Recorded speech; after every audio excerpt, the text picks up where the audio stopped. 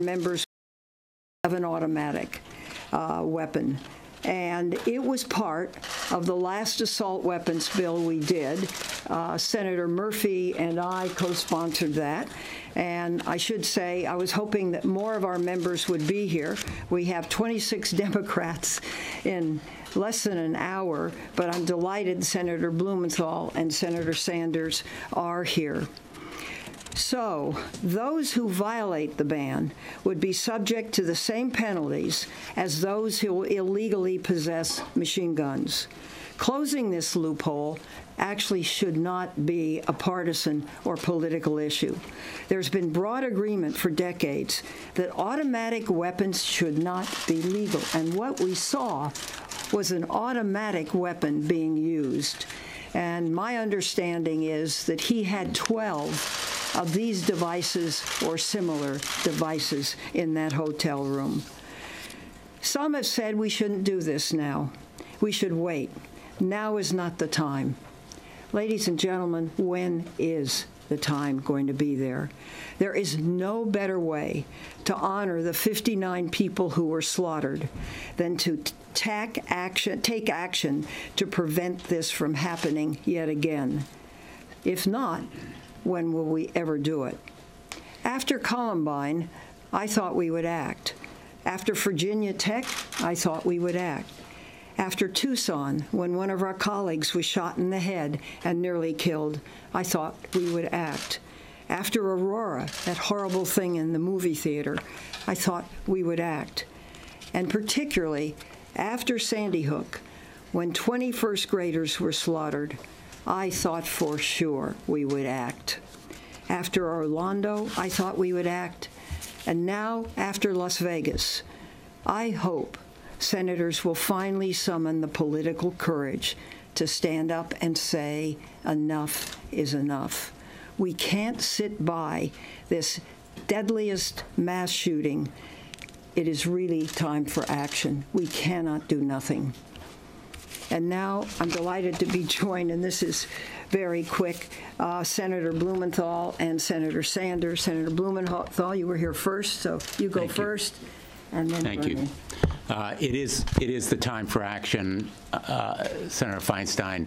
And first, I really want to thank you for your sustained and steadfast fight for gun violence prevention over many, many years. You really provided a model for all of us long before I arrived here.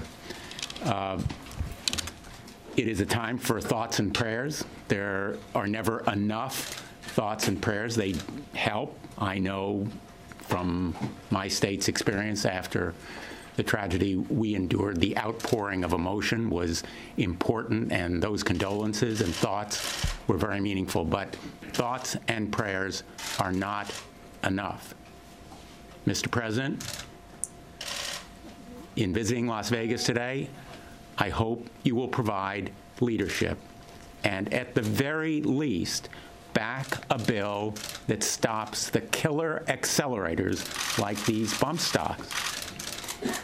This device has no purpose but to convert an already deadly weapon into a completely lethal carnage force multiplier. It should be banned.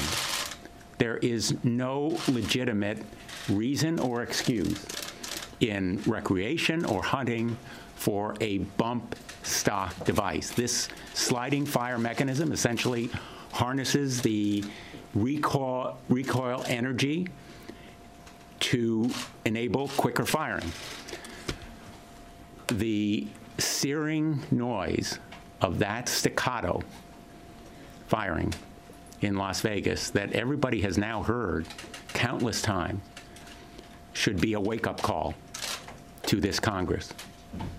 That firing ought to be echoing in our minds as we consider whether a bump stock device should be permitted to be sold lawfully, in fact, online. So my hope is that we can come together and at the very least, stop the sale of a device that is patently designed just to kill people. Fully automatic weapons, machine guns, are banned. Essentially banned unless they were sold before May 1986 or are registered with the federal government. What the bump stock device does is, in essence, circumvent the law, which everybody accepts, and enable law breaking. What excuse can there be for continued sale of bump stocks? None. So let me say finally, my hope is that the president will in fact lead, that he will back this measure. It's the least we can do. It's not the most that we should do. We have a full agenda, which we will be introducing over the next days and weeks. Background checks, a ban on semi-automatic assault weapons, high-capacity magazines. They were integral. They were essential to the tragedy that happened in Las Vegas. We ought to be angry. We ought to be furious that bump stocks are still sold in the United States of America. And I hope that we can harness the fury of America and that the president will lead.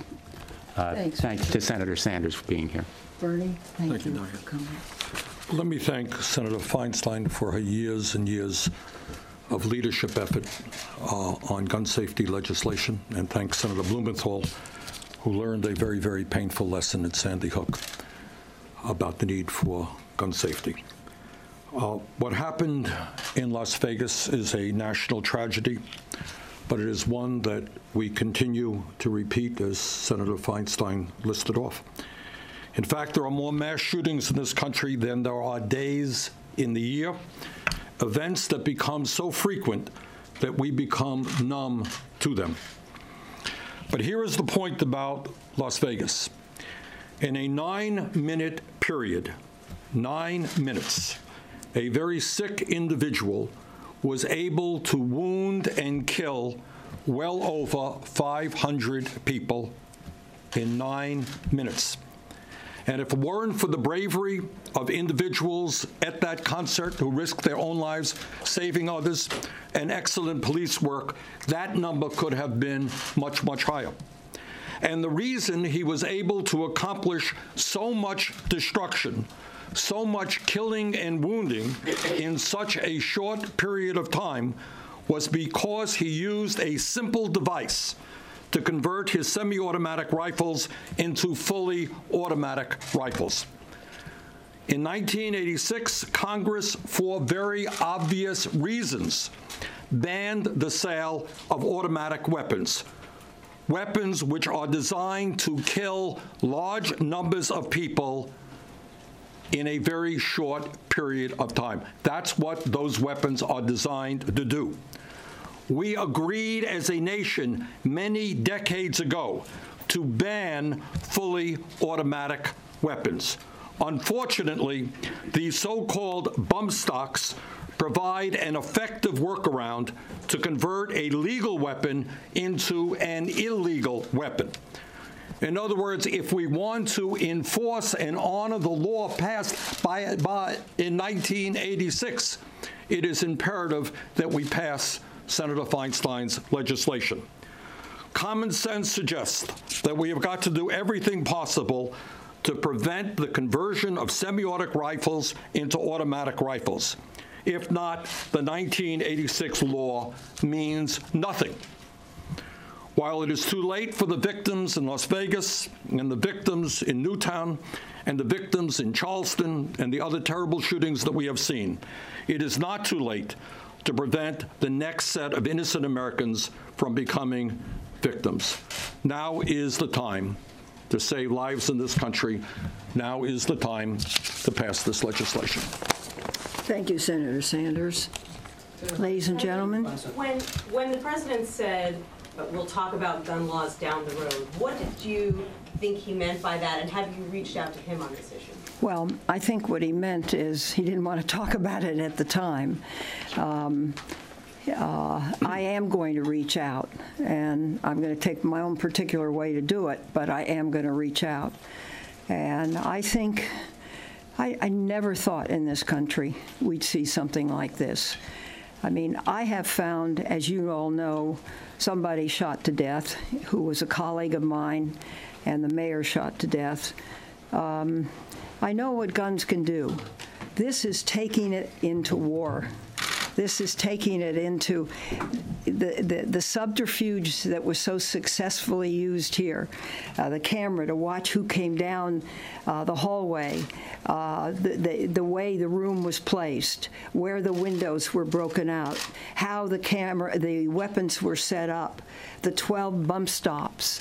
And everybody heard those blasts of ammunition. I don't think there's anybody in America that hasn't heard what that is. Is this the model that we want to put forward for the future? Are these things that we want sold over the internet? So no matter who could easily change a weapon bought legally into a weapon that would be totally illegal and with good reason, and go out and use these in businesses. This is what's happening in schools, just to kill large numbers of people. And, you know, I'm glad that Senator Blumenthal mentioned the families. I've been glued to television watching people who have helped people dying on this battlefield, looking at men over their wives who are dead on the battlefield. Ladies and gentlemen, this can't go on in this country. We have to step up. Has there been any dialogue with I'm sorry, I don't know who you... I'm Ed. Hi. Keith. My deficit. Two quick things. You suggested here at the start that this came together very quickly. Can you give us a sense of when you decided to focus in on this and how quickly you were able to get your Democratic colleagues on board? And have you spoken with any of your Republican colleagues about potentially supporting this very specific ban? Well, do you have any sense yeah, that I'll tell you. Actually, Senator Schumer called me, said he thought he knew this was part of the assault weapons bill that we introduced after Sandy Hook, and that the thing is really well worded because it's short and it's plain spoken language. So everybody will know exactly what's banned, no matter how fancy or how simple the device is. And it unfortunately got out. My plan was to talk to some Republicans, and I haven't had a chance to do that. And it was obviously out, so we decided we would introduce it today. And our staff has been calling, and so far we have 26 senators aboard. I'm delighted these two, they each have their own constituency. Bernie probably the biggest. Would you say that? I would. And so I don't know what to do except to continue to fight, because reason doesn't control this situation. And when you see a country music festival, when you see 18-year-olds in boots and hats, my own daughter was going to go. I have an email from her. She was going to go with neighbors. And they, for one reason or another, both families decided they wouldn't. They were going to stay at that hotel. That's how close it came to me. And I just thank God. It's one of those misses in life. It could happen to any one of us. She was going to go to that. Yes, Route 91 it's called. I didn't know that, but now I do.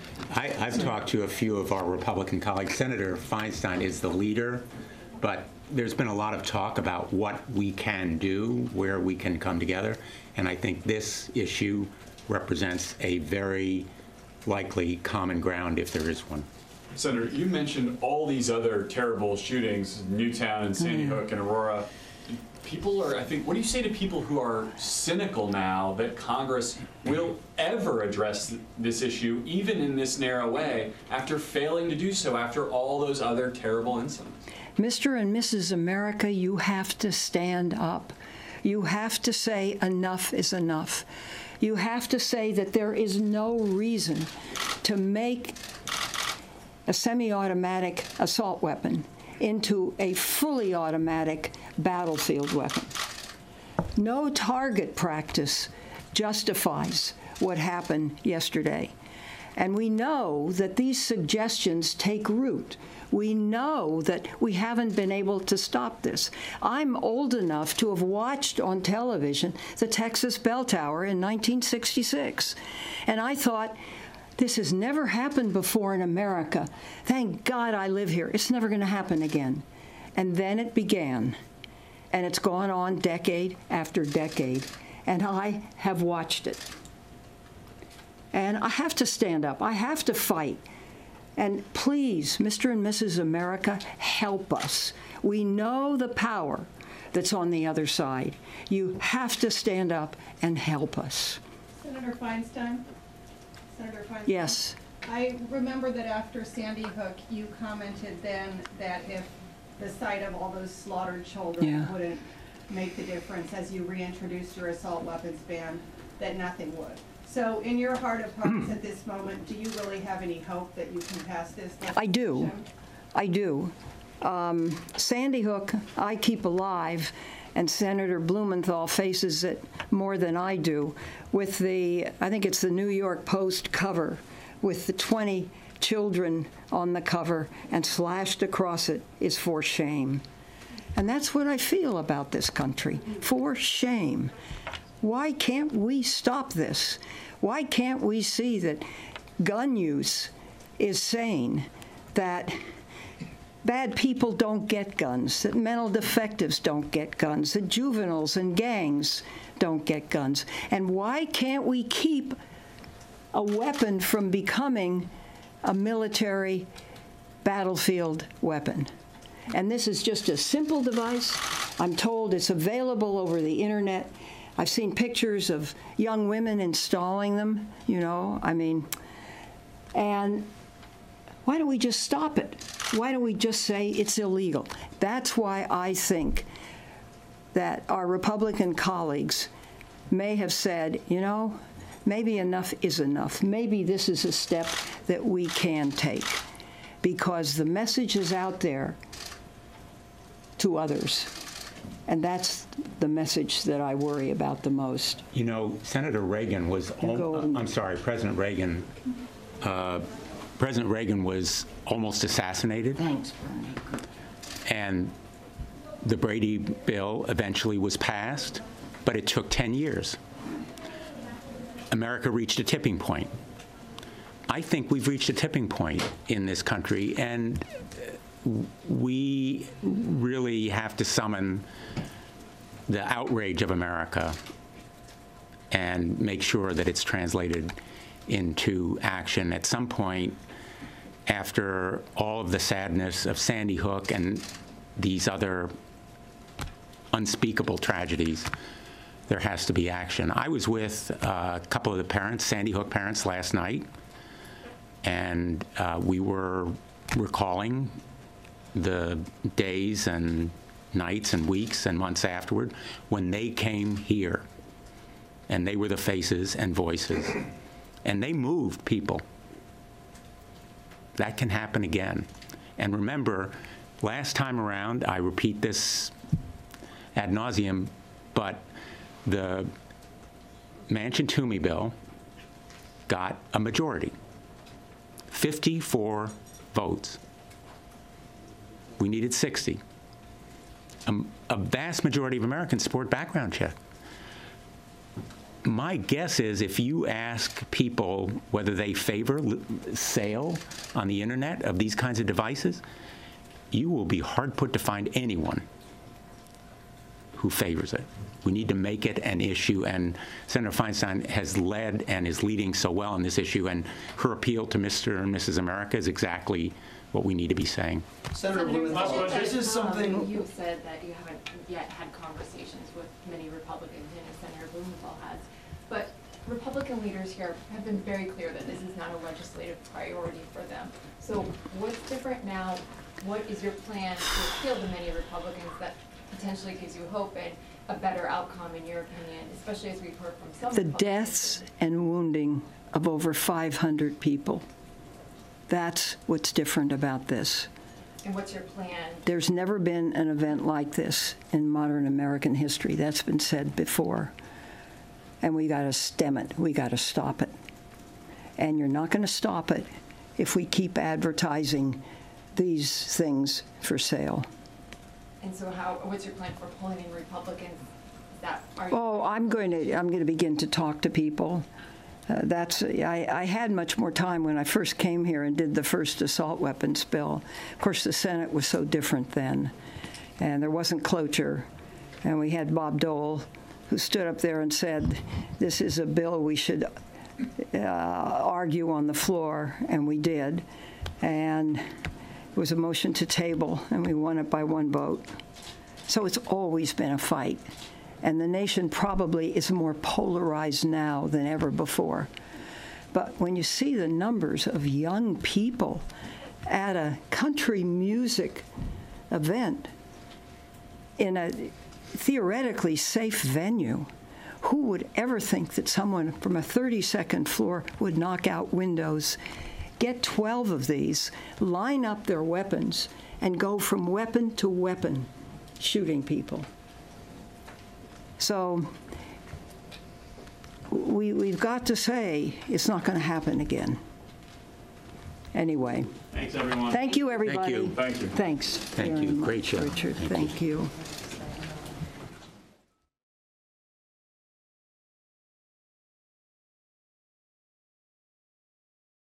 And welcome everyone here to the Fox 10 News Now stream, part of Fox10Phoenix.com. Taking a live look at McCarran International Airport in Las Vegas, where we are awaiting Air Force One to land. President Trump and the First Lady going to meet with first responders in Las Vegas, as well as some of the victims' families, all part of reaching out after that horrible massacre that occurred Sunday night at the Jason Aldean concert, part of that 3-day festival. We are awaiting President Trump right now. You're watching the Fox 10 News Now stream, part of Fox10Phoenix.com.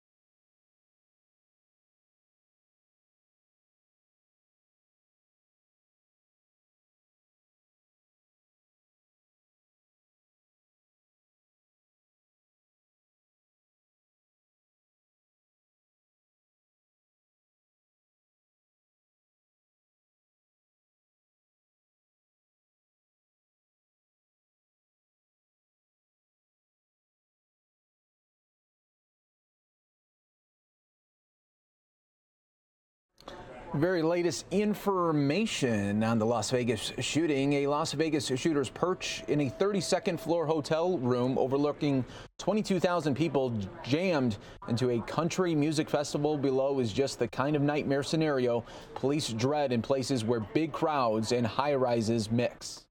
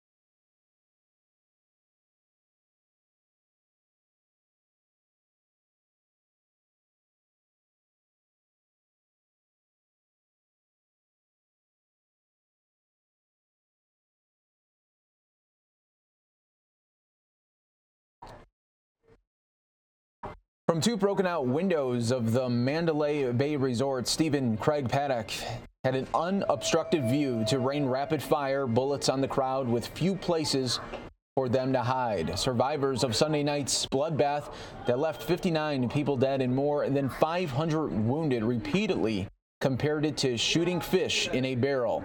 In places like New York, Chicago, and Austin, Texas, where big events are planned in the coming days, police sought to reassure jittery residents on Tuesday of some of the precautions that are taking to prevent just a scenario. New York City's police boss says that regularly includes sharpshooters with binoculars on rooftops scanning nearby building windows for potential threats, helicopters circling above with snipers of their own, and detectives making security sweeps of nearby hotels. But he acknowledged there is only so much that can be done. We do understand, said NYPD Commissioner James O'Neill, that no city or town in this country is completely immune to such unbridled hatred. Chicago Mayor Rahm Emanuel, whose son will be among the 45,000 runners in the city's annual marathon on Sunday, said emergency officials, including federal authorities, have conducted roughly a dozen workshops to talk through various scenarios, and Chicago is prepared for any eventuality.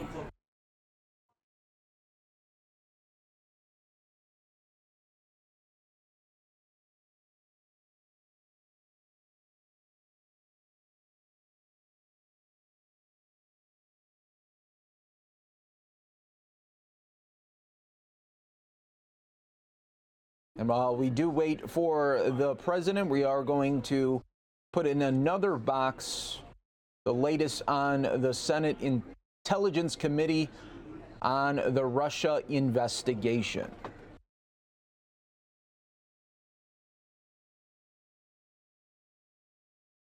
Campaigns that may still exist and may be ongoing.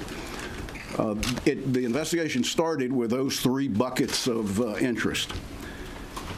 Now we're over 100 interviews later, which translates to 250 plus hours of interviews, almost 4,000 pages of transcripts, almost 100,000 pages of documents reviewed by our staff and some by members. It includes highly classified intelligence reporting. It includes emails, campaign documents, and technical cyber analysis products.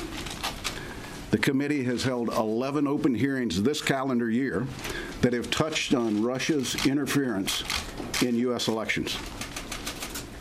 I can say that our dedicated Russia investigative staff have literally worked 6 to 7 hours a day since 23 January to get us to the point we are today. 6 to 7 days a week. 6 to 7 days a week, excuse me. So far, in the interview process, we have interviewed everybody who had a hand or a voice into the creation of the intelligence community assessment. We have spent 9 times the amount of time that the community spent putting the ICDA together, reviewing the ICA, and reviewing all the supporting documents that went in it. But in addition to that, the things that were thrown on the cutting room floor that they might not have found appropriate for the ICA itself, but we may have found of relevance to our investigation. We have interviewed every official of the Obama administration to fully understand what they saw, what clarity and transparency they had into Russia involvement, and more importantly, what they did or did not do and what drove those actions. Again, I'm reminded that we will come out with a finding at some point, and part of that hopefully will be recommendations as to changes we need to make. So we've tried to think as thoroughly through this as we can. We have interviewed literally individuals from around the world. So for those of you that choose to stake out when the next witness is coming, there's some that have snuck through because you don't know who they are. Now, it's safe to say that the inquiry has expanded slightly. Initial interviews and document review generated hundreds of additional requests on our part for information. It identified many leads that expanded our initial inquiry. The volume of work done by the staff has prepared the committee to look at some areas of our investigation that we hope will very soon reach some definite conclusion, but we're not there yet. We're not ready to close them. One of those areas is the ICA itself. Given that we have interviewed everybody who had a hand in the ICA, I think there is general consensus among members and staff that we trust the conclusions of the ICA, but we don't close our consideration of it in the unlikelihood that we find additional information through the completion of our investigation. The Obama administration's response to Russian interference. As I said, we have interviewed every person within the administration. They have volunteered and they have been unbelievably cooperative to come in and share everything they knew, and in most cases were interviewed for over 2 hours. The meeting at the Mayflower. Let me be specific. These are not issues that are closed. We have not come to any final conclusions. We have interviewed 7 individuals that attended the Mayflower event. The testimony from all 7 were consistent with each other, but we understand that with the current investigation open, there may be additional information we find that pulling that thread may give us some additional insight that we don't see today.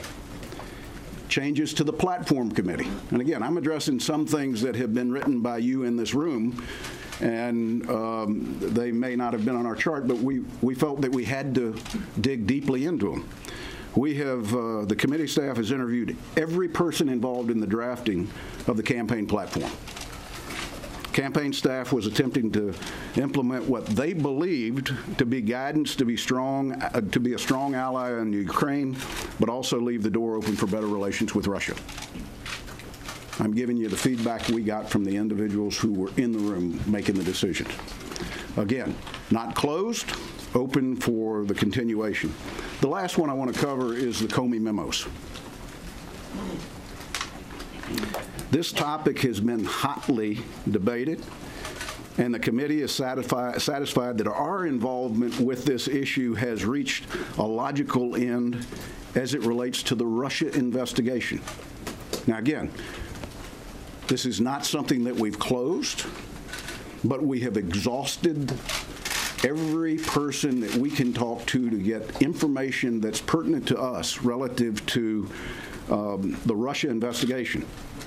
Questions that you might have surrounding Comey's firing are better answered by the General Counsel or by the Justice Department, not the Select Committee of Intelligence in the United States Senate. There are concerns that we continue to pursue. Collusion. The committee continues to look into all evidence to see if there was any hint of collusion. Now, I'm not going to even discuss initial findings because we haven't any. We've got a tremendous amount of documents still to go through. And just to put in perspective, I said we've done over 100 interviews, over 250 hours. We currently have booked, for the balance of this month, 25 additional interviews. That may not end up being the total, but as of today, there are 25 individuals booked to meet with our staffs before the end of this month alone pertaining to the Russian investigation. We have more work to do as it relates to collusion, but we're developing a clearer picture of what happened. What I will confirm is that the Russian intelligence service is determined, clever, and I recommend that every campaign and every election official take this very seriously as we move into this November's election and as we move into preparation for the 2018 election. I'm going to ask the Vice Chairman to cover the other areas that we're in the process of pursuing. Well, thank you, Richard. And I want to say at the outset again, I'm very proud of this committee. I'm proud of the way the committee has acted. I'm proud of our staff and the enormous amount of work they've done. I know the chairman and I see many of you daily in the hallways and know that this feels like it's taking a long time. It is taking a long time. But getting it right and getting all the facts is what we owe the American people. And as we've seen, for example, stories that emerged in the late summer around, Mr. Trump Jr.'s meeting or the possibilities of a Trump Tower or Moscow. Chairman and I would love to find ways to close things down, but we also still see strains and threads that we need to continue to pursue. I want to touch on two subjects. The first is, and echoing what Richard's already said, the Russian active measures efforts did not end on Election Day 2016. They were not only geared at the United States of America. We have seen Russian active measures take place in France. We've seen concerns raised in the Netherlands. We've seen concerns raised in Germany. And we need to be on guard. One of the things that is particularly troubling to both of us is the fact that it's become evident that 21 states' electoral systems were not all penetrated, but there was at least trying to open the door in these 21 states. It has been very disappointing to me, and I believe the chairman as well, that it took 11 months for the Department of Homeland Security to reveal those 21 states, and still don't know why exactly last Friday was the date they chose to reveal that information, but still believe there needs to be a more aggressive whole-of-government approach in terms of protecting our electoral system. Remember, to make a change, even in a national election, doesn't require penetration into 50 states, arguably. And states like the chairman's and mine could be key. You could pick 2 or 3 states in 2 or 3 jurisdictions and alter an election. And I believe in a state like mine, where in Virginia and New Jersey, in 34 days, we have elections. I'm glad to see the DHS has said they are going to up their game and particularly help those states with elections that are happening this year. But we need to make sure that there is a organized, again, whole-of-government approach. I know in Virginia, for example, even before we discovered that we were one of the 21 states, I think the state electoral board, in an abundance of caution, decertified one set of machines that were touch screens that didn't have kind of a paper ballot or a paper trail to this.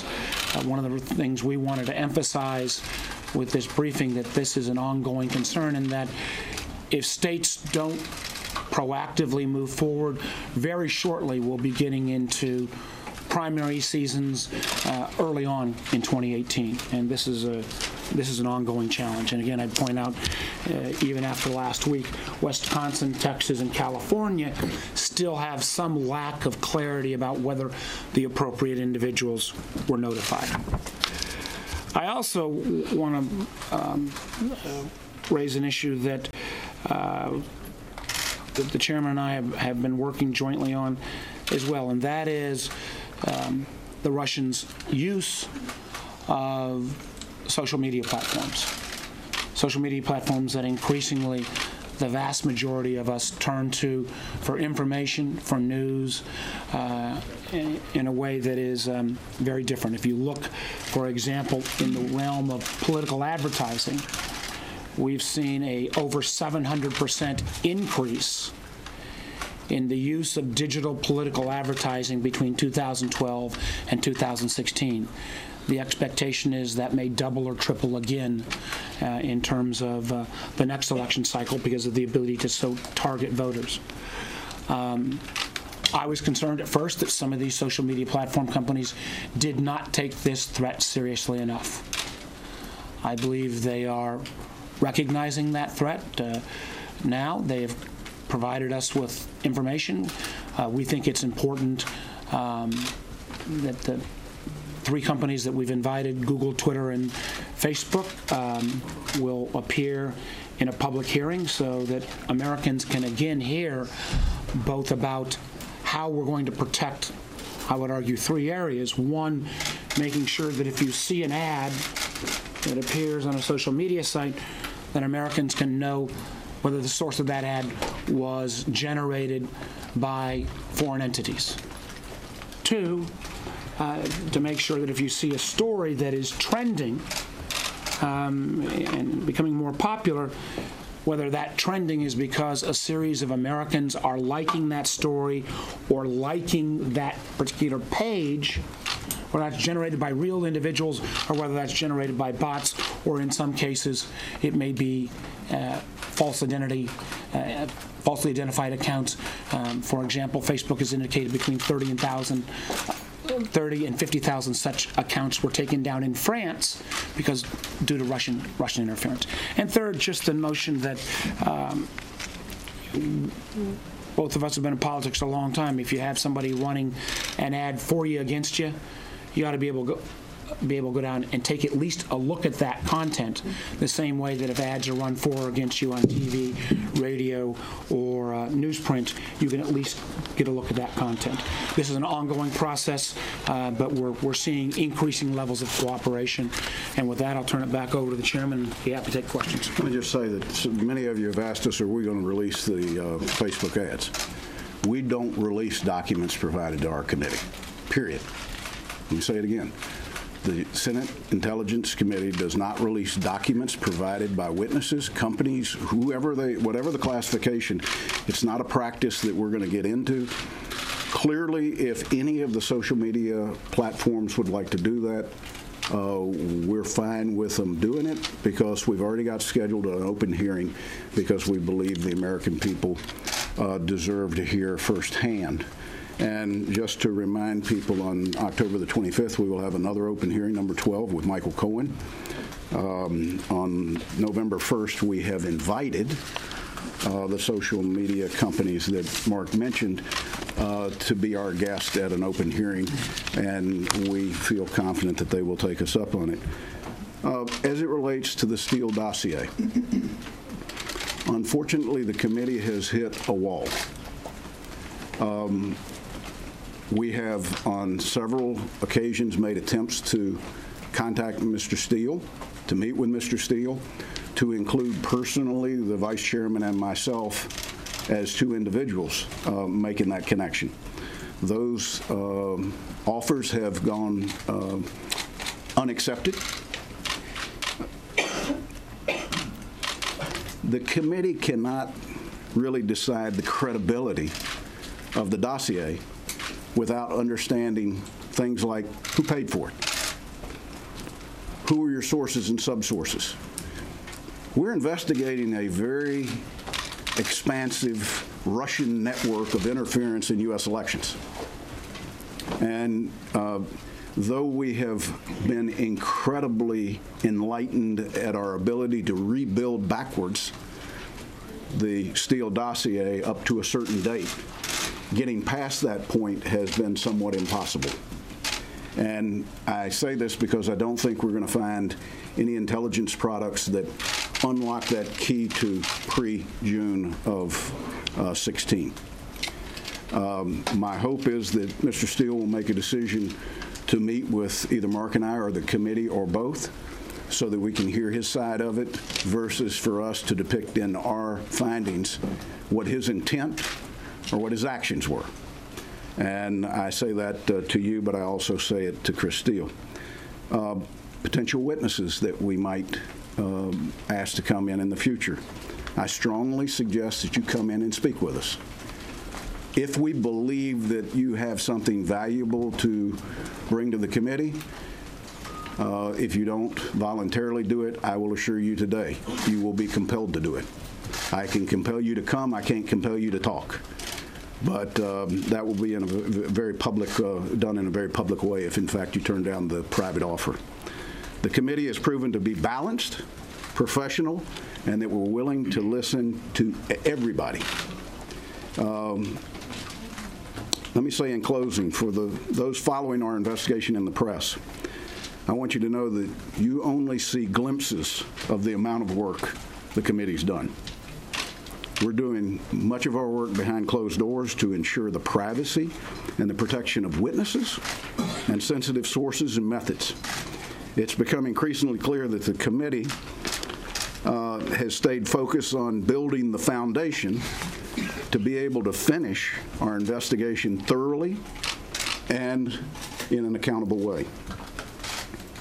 I'm confident today that when we started, we chose wisely by choosing our professional staff to do this investigation and not to the talking heads all around the country that suggested we couldn't do this unless we went out and hired a whole new group. And I think the numbers here reflect that. Ultimately, we look forward to completing our work and presenting our findings to the public. I can't set a date as to when that will be. Mark can't set a date as to when that can be. We will share with you when we have exhausted every thread of intelligence, every potential witness that can contribute anything to this. I don't, by any stretch of the imagination, tell you that there's been value to everybody we've met with. But if we hadn't met with them, then you would have questioned us as to why we didn't. Now, the truth is, nobody in this room, and Mark and I might be included in it, none of us in this room may know everybody we've met with. We're not going to share who we interview. We're not going to share what we ask, and we're certainly not going to share what they tell us. Mm-hmm.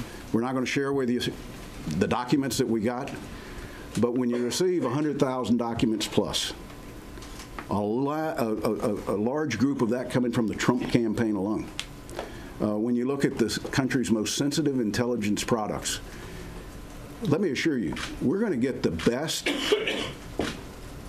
view of what happened that anybody could possibly get. At the end of this process, we will be sure that we present to the American people our findings as best we have been able to accumulate them. So with that, I'll be happy to open it for questions. Chad? Thank you. Have you seen any evidence of a nexus between these Russian Facebook ads with the Trump campaign or with any political campaign? Chad, we haven't even had our hearing with any of the social media platforms. I think if you look from 10,000 feet, the subject matter of the ads seems to have been to create chaos in every group that they could possibly identify in America. From a standpoint of any involvement, let us have the opportunity to have these folks in, ask them the questions. In many cases, they didn't even take advantage of some of the most technical targeting tools that exist within those social media companies. So I would defer answering your question until we've completed the investigation. Let me just add that, I believe, and I think you will see that there will be more forensics done by these companies. Again, when we just look at scale, France versus the United States, for example, on one of the platforms, Facebook, in terms of what happened, I think they've got some more work to do, and I'm pleased to say I think they are out doing that work now. Senator, the president has said repeatedly that any talk of collusion is a hoax. You've gone through all these documents, you've interviewed all these people. At this point, is the president right? Is this a hoax? I'm going to let you guys quote the president and ask him questions about what he says. It's not going to be the committee. We're going through a very. Do you have any evidence to suggest to rule out that the president knew anything about any of these contacts that occurred between any of his associates and the Russians? Let me go back and say, because I thought I was pretty clear, that the issue of collusion is still open, that we continue to investigate both intelligence and witnesses, and that we're not in a position where we will come to any type of temporary finding on that until we've completed the process. Casey? You say that the issue of collusion is still open. Are you pursuing the question of whether there's a link between the ads that appeared on social media sites and the Trump campaign? Well, let me just say that I'll let Mark address it if he'd like to. If there was any connection, that would be pertinent to our investigation.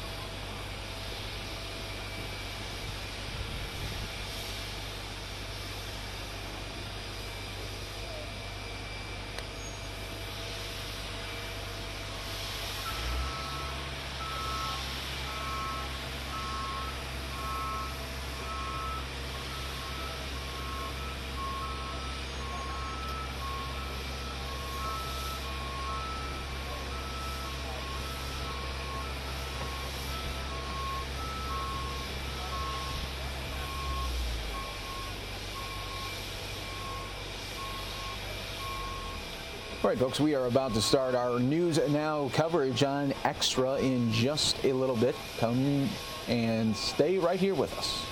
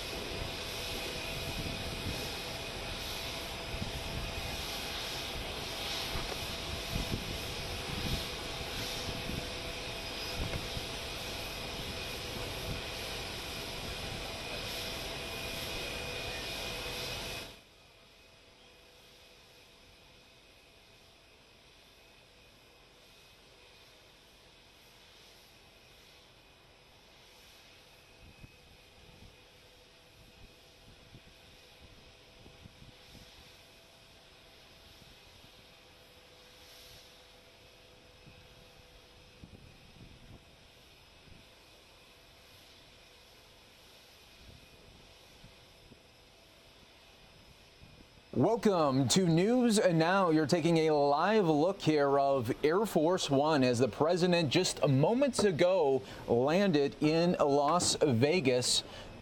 We're going to show you just some of that tape playback right now. This was just moments ago. President Trump and the First Lady coming down the steps there of Air Force One. And they today are going to be meeting with the first responders as well as some of the victims' families during this very emotional time for not only Las Vegas, but for our country as well. It was the biggest massacre shooting in our nation's history, and President Trump coming to Las Vegas to pay his respects and thank the first responders as well. And I'm also joined right now by our very own Ron Hoon, and we see Representative Kevin McCarthy came as well for the strip. Yeah, it is. It's just on everyone's mind. It fills the consciousness of the nation, and so certainly not surprised to see Congress being represented as well. It's going to be a tough day for the president as he'll be meeting with we believe with family members of victims, with those who are survivors and yet who are still undergoing medical treatment. You know, somebody asked me yesterday if the death toll had risen at all, and I said actually no. And if you think about it, you just take one step back. As horrifying as this whole story is, the latest mass shooting in our country, yes, as horrifying as it is, the medical care that has been provided just has to be considered as outstanding in that every person that they are caring for, and remember, several people came into their hospital critical, are continuing to receive treatment, and as of now, here we are Wednesday, coming out of this horrific attack on Sunday night, are still alive. Yes. That is a true, I think, ringing endorsement of the medical community there. It really does. And if this graphic doesn't really hit home, I don't know what will. Take a look at this. We knew these images would be coming, but we're learning more and more about these victims associated with that horrible Las Vegas shooting there. But our John Hook was reporting live last hour on Fox 10 about the stories that he's hearing as a memorial there grows, and there were some mementos left there for a family member, a mom of 3 kids who was gunned down. We see so many victims who love country music in their 20s and 30s, but in some cases we see victims, well into their 50s. And from what I had heard as I've been talking to various people about this horrible event, is that since the hail of bullets was coming from above, in some cases the damage that was done to people literally comes from above. So the first place often that the bullets were hitting was in their face, for example. Yes. Or on their head, and it's just mortifying to think about what so many people ended up actually going through. Yeah, and we see the president going into his limousine there, so definitely a situation that is going to be a very emotional for a lot of people, and especially as well as the families of those victims when they see the president there. Obviously, it's going to really hit a chord there. Yeah, I think so. We saw it yesterday in Puerto Rico. If all you ever do is listen to the political leaders on one side or the other, you really only get just a portion of the story. When the president was actually on the ground in that neighborhood where people, remember Mike, yesterday we heard him talking with one homeowner who said, not only have we not had power since Maria, we haven't had power since Hurricane Irma. Yes. So it's been well over 2 weeks, more like 3 weeks plus. And yet the empathy that the president shows one-on-one with individuals who are being impacted is, it's a real way for the leader of the free world to connect with people in his country who are truly hurting. Very much so. And our very own Danielle Miller, a local from Las Vegas. Yes, that's right. She's been the last couple of days in Vegas. She just filed this report for us as how Vegas is starting to get its normalcy back. Yeah. We're seeing that day by day. So let's hear from her right now on News Now.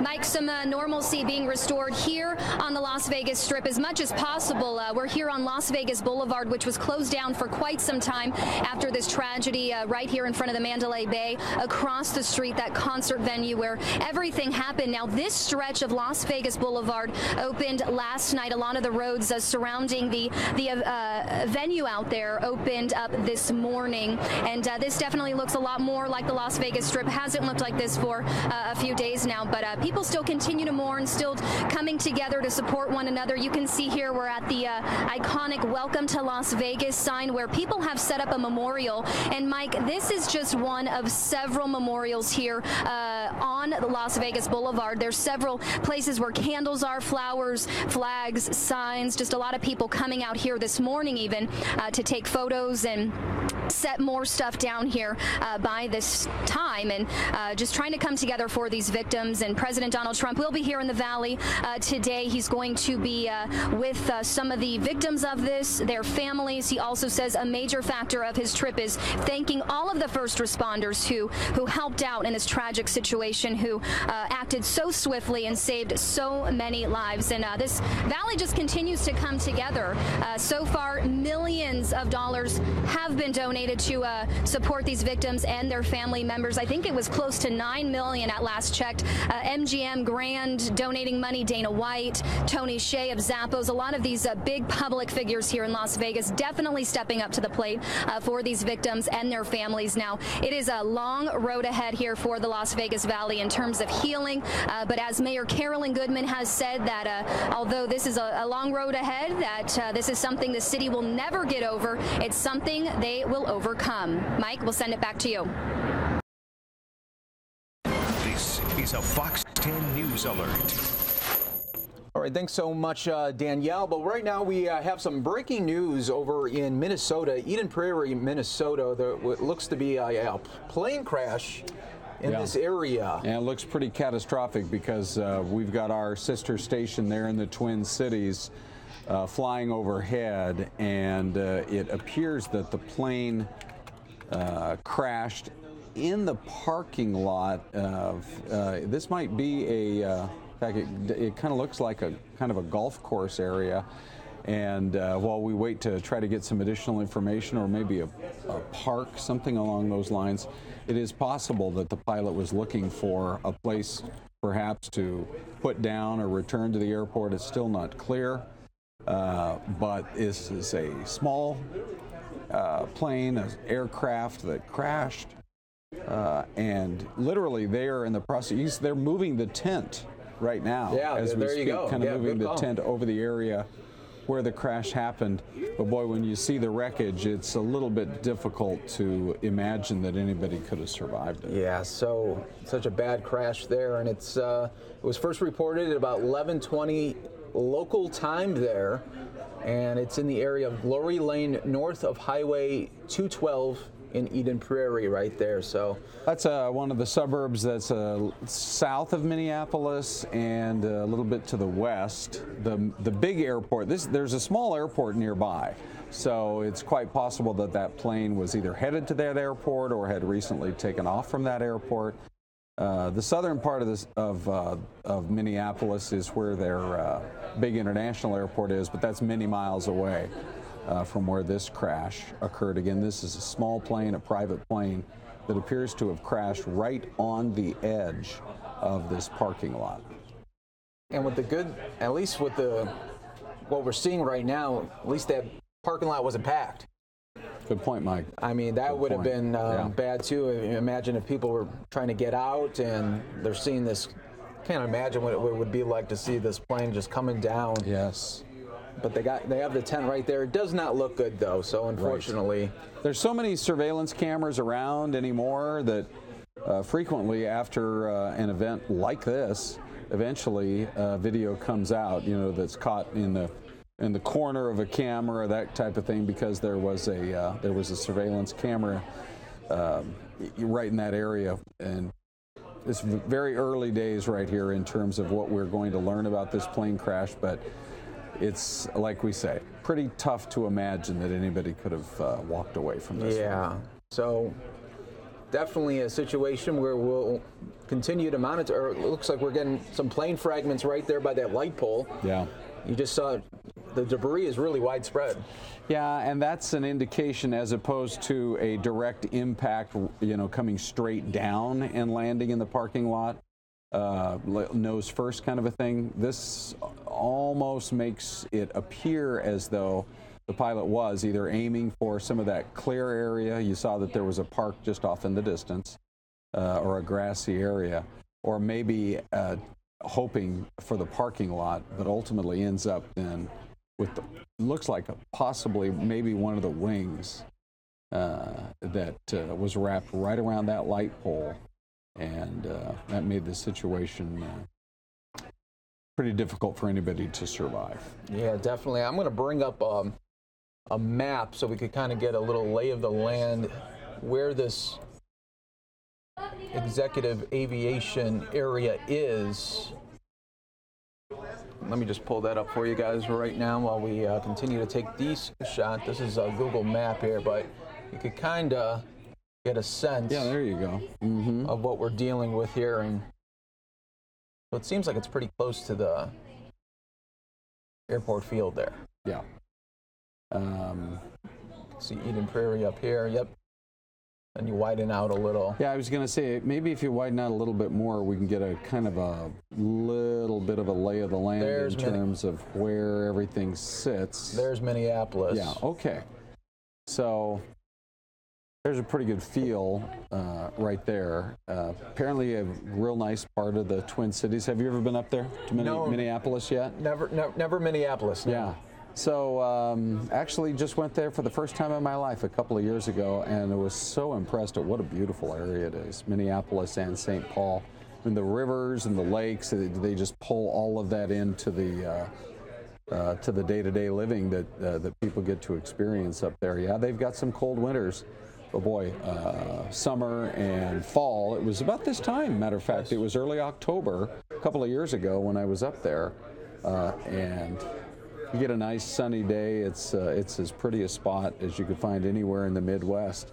But there's some real heartbreak, it appears, maybe for some family members here as they await word on the fate of their loved ones after a pretty devastating looking plane crash. Yeah, sad story there. We'll continue to update you when we get some more details. But coming up next, we will continue. You're taking a live look right now. Well, it was a shot of the pool camera for President Trump in Las Vegas as he is en route to a destination that we don't know yet, but the pool camera is following close behind. Kind of interesting because so often and for so long, all we've ever seen of presidential motorcades is the point of departure and the point of arrival. Yeah. I'm a little surprised that they're allowing this, to be honest with you, because security is at such a level. But I think they probably feel in a case like this, why not? Why not, if you've got the technology and the ability to show exactly where the presidential motorcade is as it's working its way through the streets of Las Vegas, a town that is really hurting. It's unusual, but let's go ahead and show it. So somebody obviously made the decision to change things up a little bit there, and I think that's certainly a good something great that they could offer the people of Las Vegas, is to show all along the way. Here's the president. Here he is as he's coming into your city, and pretty quickly we'll see where it is he stops. Yeah, so we'll keep checking on the president there, and we will be back right in just a little bit.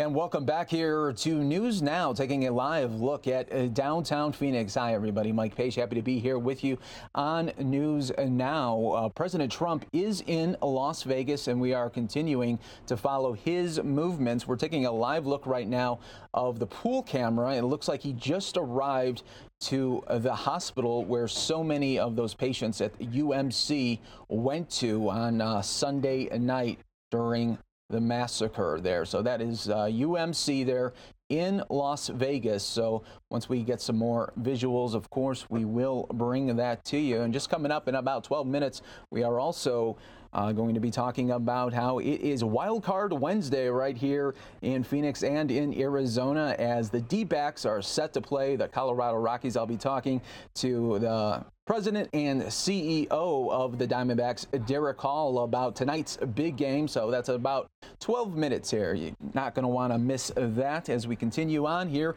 with News Now. I do want to talk about just how we're talking about Las Vegas and the massacre. Today on Capitol Hill, the Democrats coming together and saying that the need for gun legislation, heavy gun legislation, has to be now. Let's hear from a little bit of those leaders as we continue to monitor the feed, as well from President Trump in Vegas. If I see any President Trump sightings, of course, we will bring that to you right on the stream here. Of an automatic weapon. And it was part of the last assault weapons bill we did. Senator Murphy and I co-sponsored that. And I should say, I was hoping that more of our members would be here. We have 26 Democrats in less than an hour, but I'm delighted Senator Blumenthal and Senator Sanders are here. So, those who violate the ban would be subject to the same penalties as those who illegally possess machine guns. Closing this loophole actually should not be a partisan or political issue. There's been broad agreement for decades that automatic weapons should not be legal, and what we saw was an automatic weapon being used. And my understanding is that he had 12 of these devices or similar devices in that hotel room. Some have said we shouldn't do this now. We should wait. Now is not the time. Ladies and gentlemen, when is the time going to be there? There is no better way to honor the 59 people who were slaughtered than to take action to prevent this from happening yet again. If not, when will we ever do it? After Columbine, I thought we would act. After Virginia Tech, I thought we would act. After Tucson, when one of our colleagues was shot in the head and nearly killed, I thought we would act. After Aurora, that horrible thing in the movie theater, I thought we would act. And particularly after Sandy Hook, when 20 first graders were slaughtered, I thought for sure we would act. After Orlando, I thought we would act. And now, after Las Vegas, I hope senators will finally summon the political courage to stand up and say, enough is enough. We can't sit by this deadliest mass shooting. It is really time for action. We cannot do nothing. And now I'm delighted to be joined, and this is very quick, Senator Blumenthal and Senator Sanders. Senator Blumenthal, you were here first, so you go first. And then Thank you. It is the time for action, Senator Feinstein. And first, I really want to thank you for your sustained and steadfast fight for gun violence prevention over many, many years. You really provided a model for all of us long before I arrived here.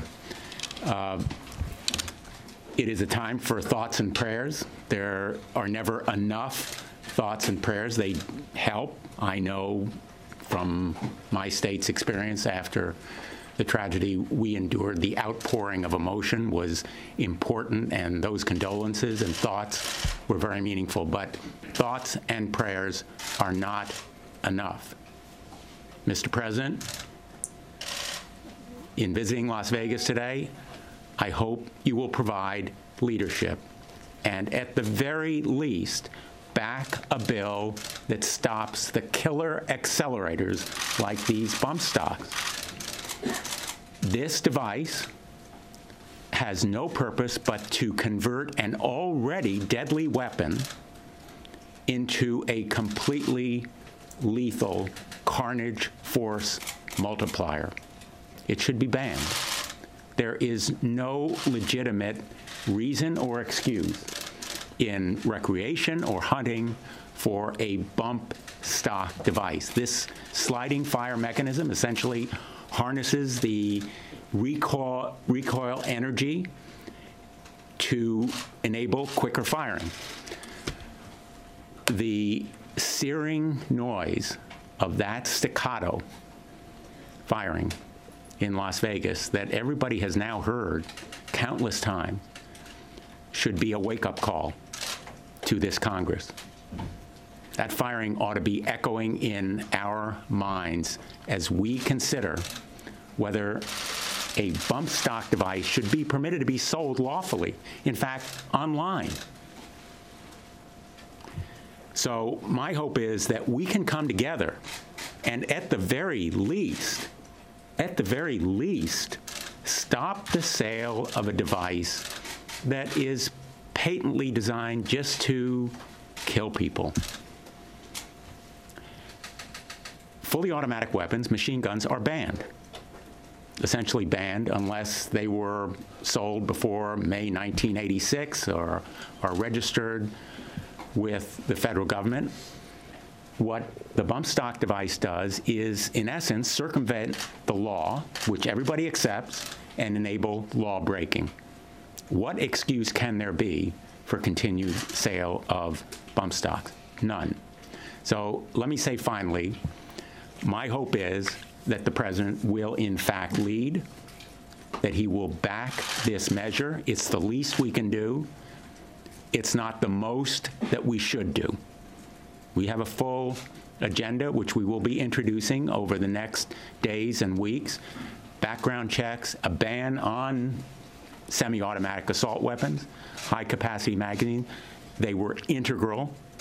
They were essential to the tragedy that happened in Las Vegas. We ought to be angry. We ought to be furious that bump stocks are still sold in the United States of America.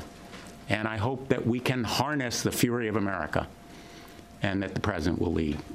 Thanks. Thank you to Senator Sanders for being here. Bernie, thank you Diane. for coming. Let me thank Senator Feinstein for her years and years of leadership effort on gun safety legislation, and thank Senator Blumenthal, who learned a very, very painful lesson at Sandy Hook about the need for gun safety.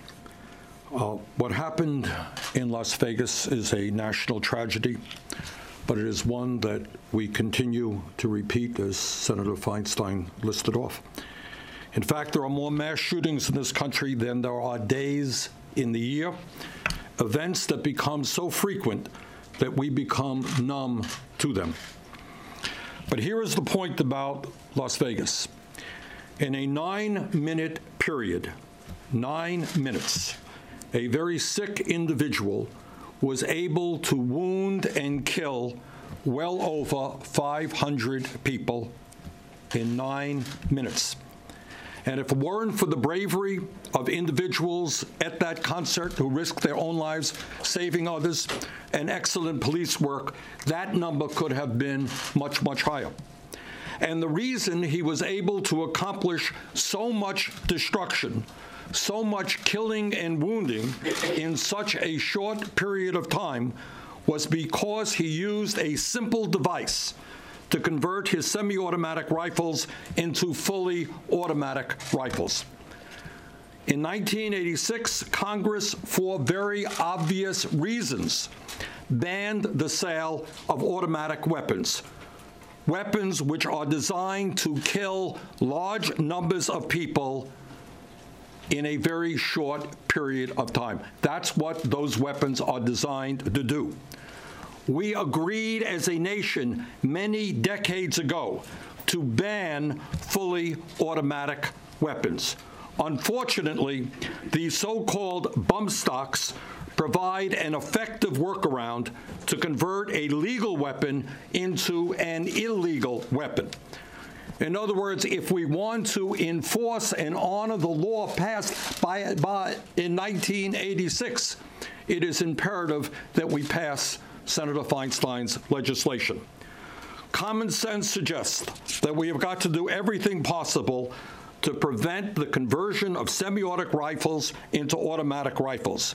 If not, the 1986 law means nothing.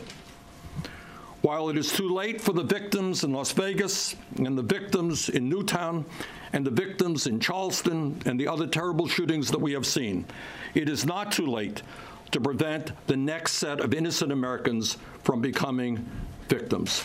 Now is the time to save lives in this country. Now is the time to pass this legislation. Thank you, Senator Sanders. Ladies and gentlemen. When the president said, we'll talk about gun laws down the road, what did you think he meant by that, and have you reached out to him on this issue? Well, I think what he meant is he didn't want to talk about it at the time. I am going to reach out, and I'm going to take my own particular way to do it, but I am going to reach out. And I think I never thought in this country we'd see something like this.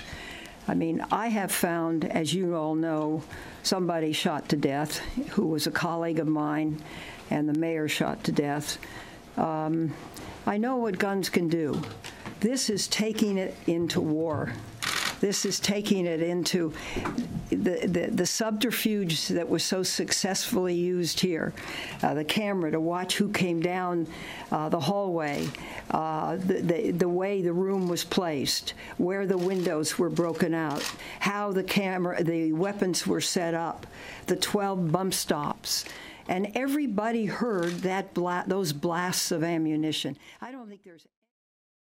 All right, folks, coming up next, we're going to be speaking Diamondbacks baseball as it is Wild Card Wednesday. That's coming up next here on News Now.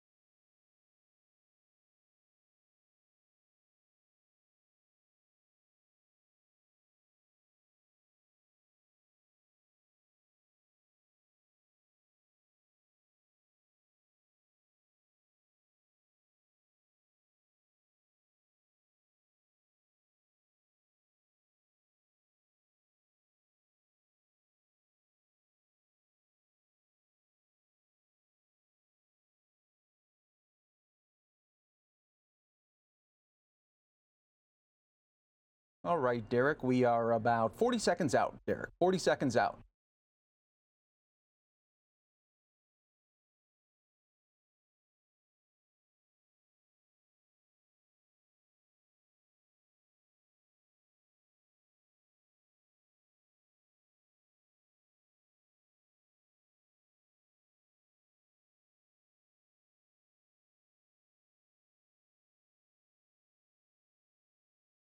And welcome back here to News Now. You're taking a live look at downtown Phoenix, where a little bit later tonight, it's going to be all about baseball. Hey, how great is that? It is October, folks, and we are talking about the D-backs in the wild card spot.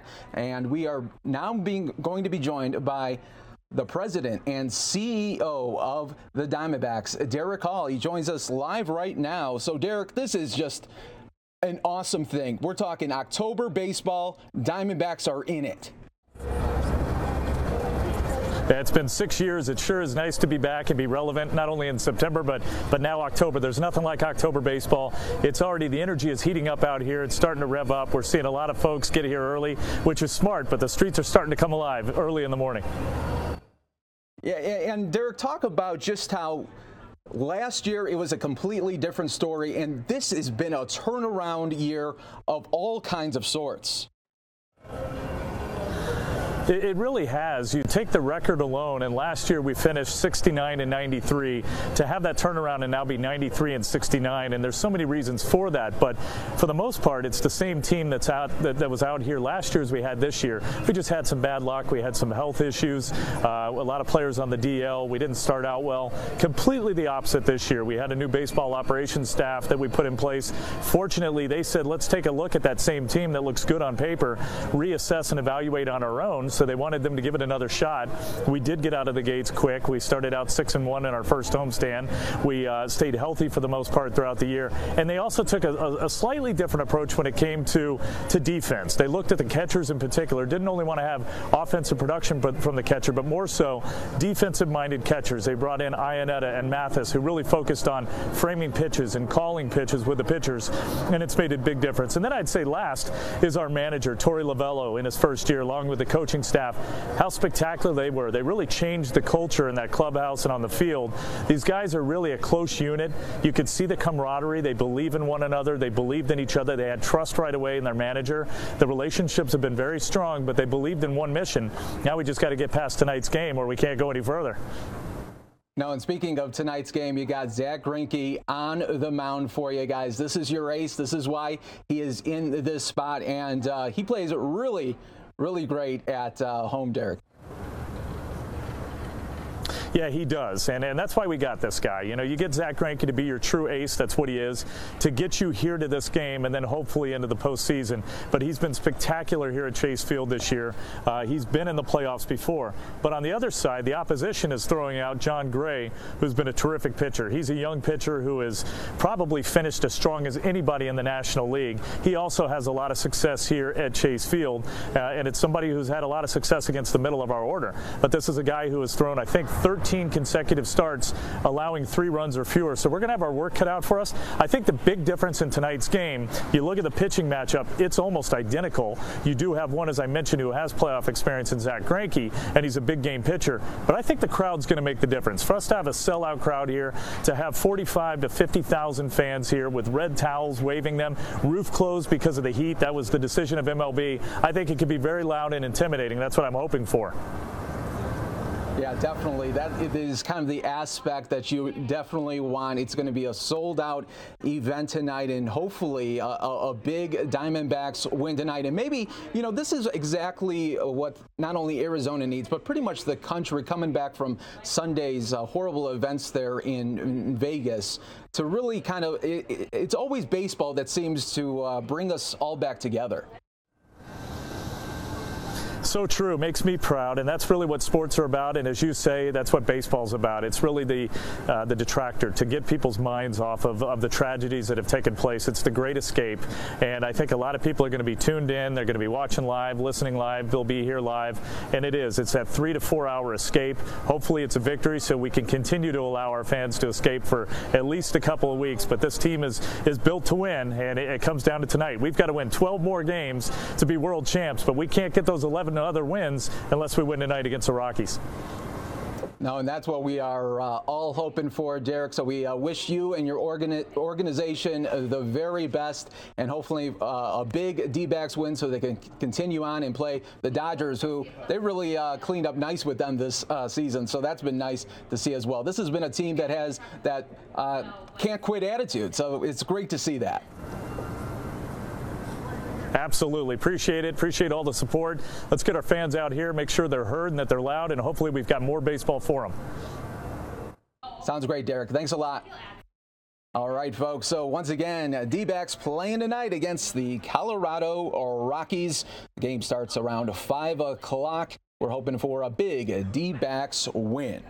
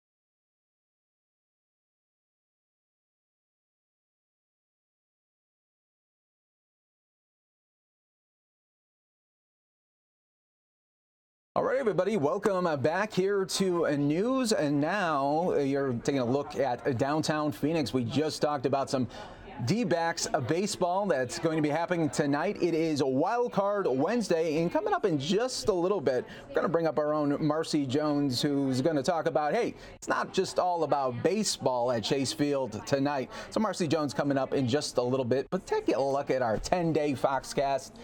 Yeah, no clouds whatsoever. We are in the good spot here now in Arizona. Take a look. We got some 96s, yeah, but next Friday, 88.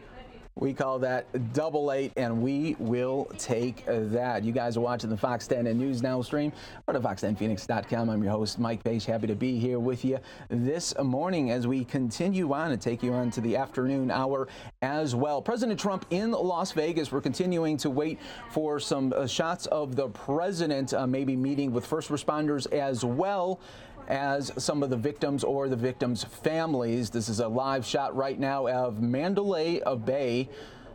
So we will be continuing to wait for some other shots, and when they do become available, of course, we will bring that to you. But the other big news of the day is Secretary of State Rex Tillerson. He made a surprise press conference today. Nobody saw this one coming until they announced it about 30 minutes from the start of it. And this all has to do with some rumors floating around that Rex Tillerson called President Trump a moron, not to his face, but to other members of the State Department team. He came out to make a statement on that very fact, even President Trump calling that fake news. So let's hear from the Secretary of State, Rex Tillerson. Morning.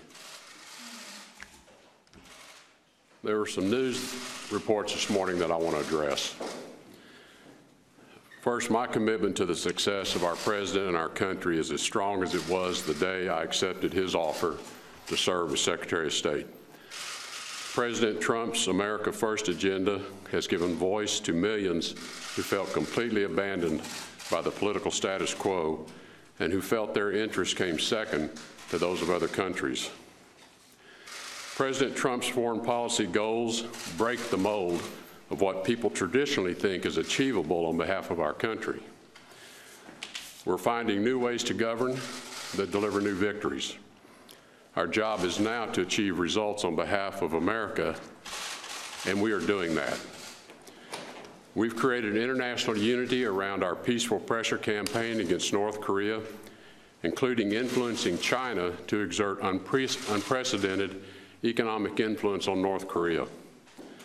At the Riyadh summit, the president rallied Muslim majority nations to assume new responsibilities for stopping terrorism. NATO members are now contributing more to shared security. And our approach to South Asia, and specifically Afghanistan, means building upon our relationships with India and Pakistan to stamp out terrorism and support the Afghan government in providing security for their own people. And ISIS's fraudulent caliphate in Iraq and Syria is on the brink of being completely extinguished, thanks to an aggressive new strategy led by the president.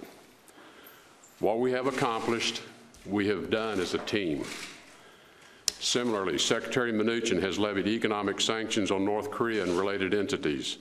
Countries must increasingly decide whether they will do business with North Korea or with the community of peace-loving nations. Ambassador Haley has spearheaded and achieved enormous success, passing the toughest UN sanctions to date on North Korea. General Mattis and I communicate virtually every day, and we agree that there must be the highest level of coordination between our diplomatic efforts and our military efforts. You can't have a stronger partner than a Secretary of Defense who embraces diplomacy. And I hope he feels he has the partner he needs at the State Department.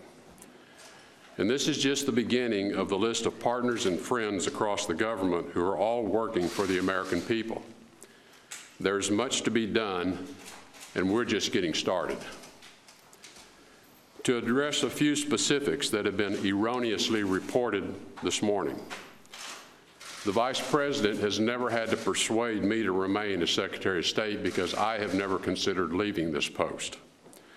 I value the friendship and the counsel of the Vice President, and I admire his leadership within President Trump's administration to address the many important agendas of President Trump, both from a foreign policy perspective and a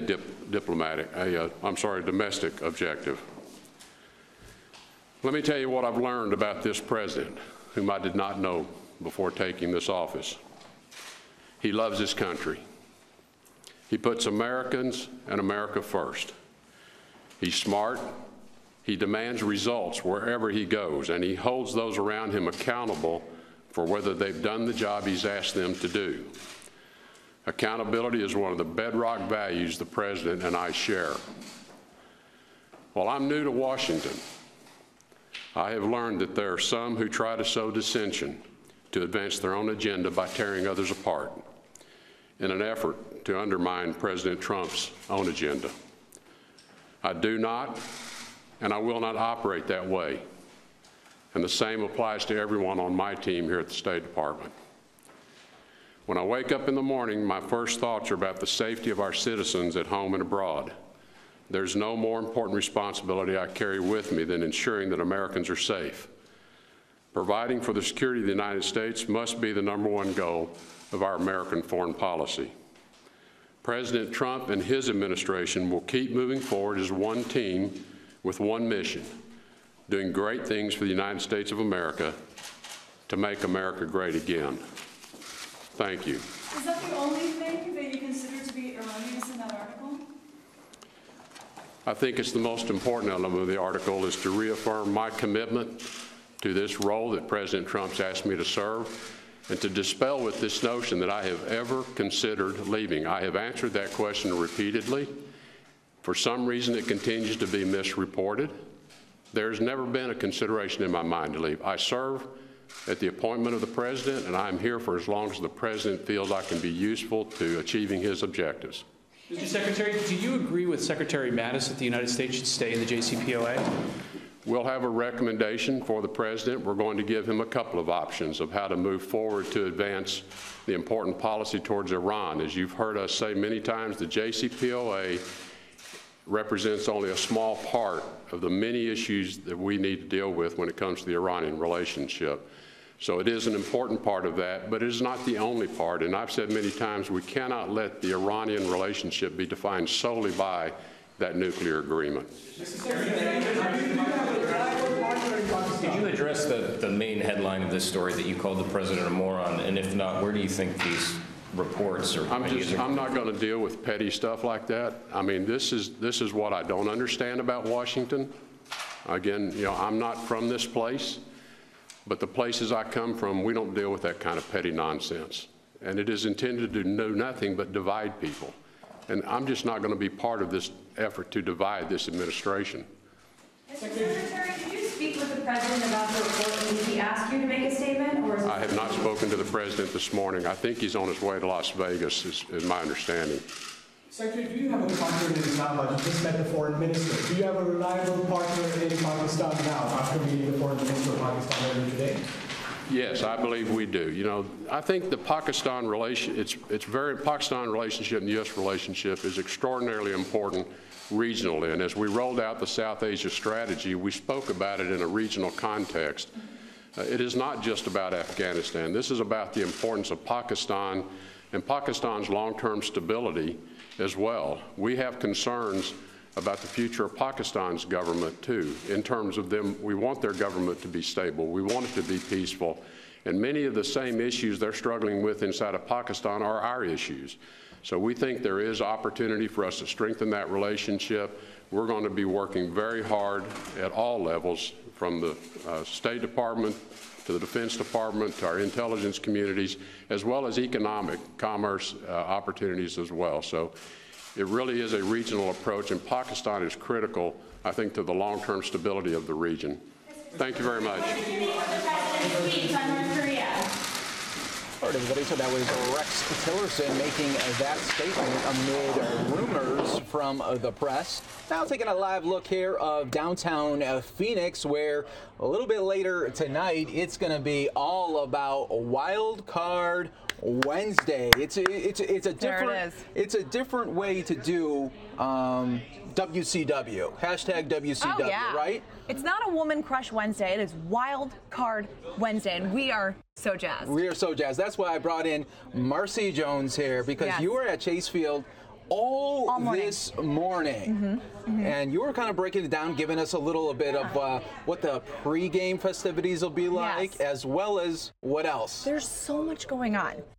I can't even express it. It's too much. I can't even. When you go there, even at 5 in the morning when I was sent, there's so much energy. People are already out there. When I left, barbecues were already going on the patio for the street festival. Starts at 3. You're going to want to go to that because that's amazing. Then they're encouraging people to take their seats at about 4:30 so that they don't miss what's going on inside Chase Field. First pitch, 5:08. 5:08. Magic number. Not 5:05, but it's 5:08. 5:08. I love how specific it is, right? Please, please. So funny. Okay, and then we know that we're there for the baseball. We're there for the Diamondbacks. We want this. We're there for the big W. We want the big W. The big W. But the food. Come on. You got to do something else, too. It's a long game. You're going to the ballpark. It's a long game. You get hungry. You're going to want to snack on something. And you don't just want the popcorn and the Cracker Jacks. No. We want high-quality stuff. That's dated. And, you know, I've always just... I'm pretty much a one-trick pony when it comes to baseball food. I'm either getting the hot dog or the nachos. You can't go wrong with those. Yeah, those are classics. Those are mainstays. Those are classics. But you saw they're doing a little something different. Yes, they are. They've really jazzed it up. They took it to the next level. They always seem to do that, don't they? Yes, and I like it. I like how we are not settling anymore for ballpark food, you know? Like, even the movie theaters and other places that typically had food, and you're always like, maybe we should pack something from home. They're stepping up their game. Yeah, even the movies are bringing it now. I love it. Yeah, they got the recliners. You get a little wine if you're 21 and older, and Ubering home. And, you know, they're just like, why don't you have some chicken a la king when you're watching a movie and you're like, why don't I? Yeah, you know? Really, right, why not? Why not? Yeah, why not? So they have this, I'm not going to do it justice. You're going to see in just a second. I was with the executive chef. Ooh. Very cool. Stephen Good friend to have. Tilder. Great friend to have. Yeah, all my friends are chefs, okay? That's how you want to play it, all right? And they have these massive, you will not go hungry at a Diamondbacks game, guys. No. Huge, full plate. We've got a chili relleno. I can't roll my R's. Is it Riano? Is it Riano? I mean, let's let the viewers decide, everybody. Chime in on Twitter. And then we have this pretzel roast beef concoction. I gotta show you it. It's amazing. You're gonna see it in a second. And then creme de la creme. We've got a caramel cinnamon roll sundae. Ooh, that's the showstopper. Yes, that they dropped the mic and they said deal with it, and you know we're happy to. Yeah, and hopefully really at that time you're eating that. Hopefully, like the D-backs are up by, let's just say, 8 runs. Let's just throw that out there. I wouldn't be mad about that. That'll make the dessert even that much better. Yes. So, you know, this is an exciting time for everyone, especially your taste buds. Yes. Can we? Can we? Now that's a grand slam. Yes. And speaking of grand slam, they have a cran slam for those who want to enjoy an adult beverage, again, responsibly. They got an actual piece of a sugar cane in it. You're going to see it. Let's check it out. All right. Yeah. Enough with the teasing. Enough with it. My mouth is watering. Let's go to the tape. Let's show it. Show the tape. We're very excited here, but even though it's about the game, it's really more about the food, and everybody knows that. Nobody wants to say it. Oops, I did. Okay, so I'm here with the executive chef, Stephen Tilder. You have amazing things out on the table. What is going on here? All right, so we'll start with the cinnamon roll sundae. Okay, yes. So caramel applesauce, vanilla frozen yogurt, and then we have some more caramel applesauce. Okay. We have a cinnamon roll in the center of here, and then we have some snickerdoodle cookie pieces and a cinnamon roll on top. Can I just say how sexy it is? It is it not? That's sexier than the Victoria's Secret fashion show. It could be. It is. Okay, so what else do we have in here? I'm just going to get ready. I'm just going to put this. So we're calling this the Four Peaks ribeye grinder. Okay. So it is a Four Peaks hop knot IPA beer cheese. Ooh. Shaved prime rib, a little bit of local tomatoes, some arugula. Okay. Local pretzel bun. We have some twisted tater chips and a smoked bacon ranch dressing. What makes the tater chips twisted? Well, we have a little spiral machine, and it spins them around into. They're literally twisted. Yeah, they're literally twisted. Excellent. Excellent. Okay, and then not last but not least, what is this? So that is our Cran Slam cooler. So it is. Is that a sugar? Is that a piece of sugar? cane. Stop it. Absolutely. Sweetens it up a little Stop bit. it. So This is what dreams are made of. absolute mandarin. A little bit of lemonade, a little bit of apple cider. We have the orange in there as a garnish. It's delicious. Can we? Yeah, absolutely. No, I'm kidding. I just wanted to see if you would take the bait, and you so did. Okay, what is this one? So we're calling that the chili relleno burger. So we have a little shredded lettuce. Okay. We have a Shriner's chorizo and ground beef blend patty. Nice giant chili relleno, Monterey Okay. Jack stuffed, and then we have Mexican red salsa, a little bit of caramel queso fresco, lime cilantro aioli, and then that's a local torta roll. You have been busy, honey. Okay, so this is like Sophie's Choice, okay? I don't want to do this to you, but I have to. If you had to pick your favorite, what would it be? I would go with the chili relleno burger just because I like the flavors of the Southwest. I mean, we make all the condiments we make from scratch. I know, you can tell how much work goes into it. And just like, you can smell it from here. Okay, why don't you go ahead and take a bite of that? I'm going to get into this one. These spiral, what did you call them? Tater chips? Twisted taters. Twisted taters. Okay. There's no way easy to eat this. This is going to get all over. Yeah, you're about to have your way with that. Oh my. Look at you. Oh, here, sir. Here. Oh, it's disrespectful to the plate. I came prepared. Look at you. I'm so proud of you. Thank you so much. All of this looks amazing. And this is available to everyone, right? Not just the VIPs? The prime rib grinder is on the diamond level only. Everything else is in general concessions on both levels. Okay, so if you're just a pedestrian, that is not available to you. You'd have to have access to the diamond level. And it's so sad. We can't leave off on that note. Okay, cheers a little snickerdoodle piece with me, okay? All right, let's do it. All right, because you just had that. You need dessert. Okay. Sugar. Yes, thank you so much. Executive chef, man in charge. So important. Thank you so much for doing what you do, sir. We all are better off for it. Thanks for coming out. Thank you. We'll see you guys later. First pitch is at 5:08. So exciting. Marcy, that looked amazing stuff up there, though. You got the food. You're going to have a sold-out place at Chase Field, and then hopefully a little bit later, then in the evening, you'll get that big D-backs win. It starts at 5:08 tonight. All of Arizona rooting for these guys. It's been about 6 years since they've been in the playoffs. So, hey, it's Wild Card Wednesday. We all got to enjoy the game. Even if you can't make it out, make yourself some great food, enjoy the game, and it's going to be a blast. And hopefully tomorrow we're talking about a big D-backs win, and they'll be taking on then the Dodgers later in the playoffs series. All right, coming up next, everybody, we are going to have a live update from our very own John Hook, who is still in Las Vegas covering the stories right there in the city that will be forever remembered as October 1st. 2017 is a day that the massacre occurred, but hopefully a rebound is in place. Our very own John Hook coming up next on the Fox 10 News Now.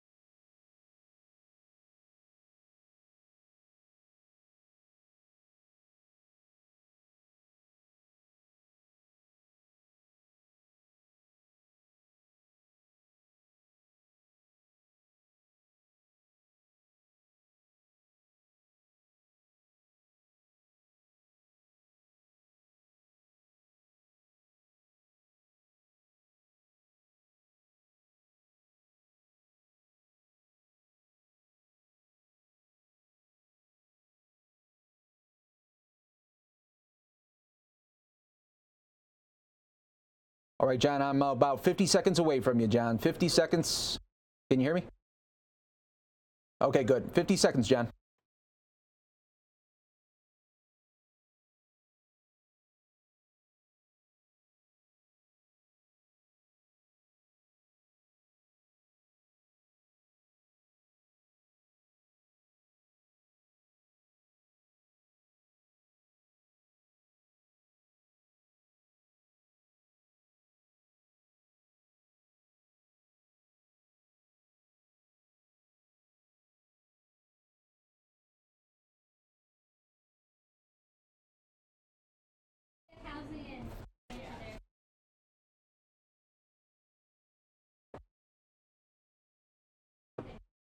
Welcome everyone here to News Now. Just taking a look here. This was about an hour ago, President Trump coming down the steps of Air Force One. He is on the ground in Las Vegas talking to first responders as well as some of the victims and their family members. We'll have more from the president a little bit later here on News Now. But standing by, we have our very own John Hook, who is continuing to be in Las Vegas.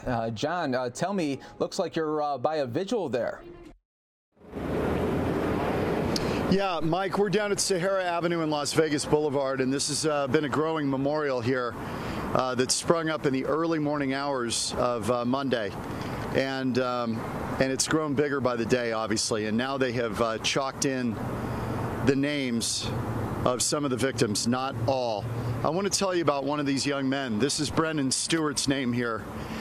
Brendan was a young guy in his 20s, country music fan. He was a musician in his own right, and he died Sunday night shielding his girlfriend and others as he was trying to get people out of that concert.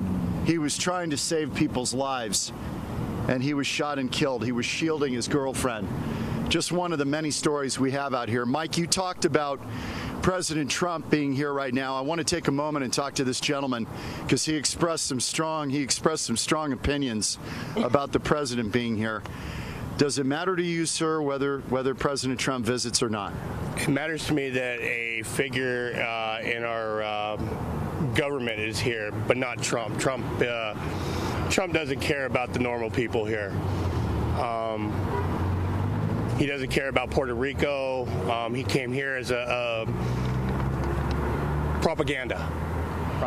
I take it you didn't vote for Mr. Trump. I did not. Does it matter that the president, just take the office, does it matter that he's here to say, I'm sorry, I'm with you? It does, but you look at the individual himself and you see what he's done and how he feels towards certain races and everything. And I hate the fact that this has been turned into a political event. I understand the outreach for gun control.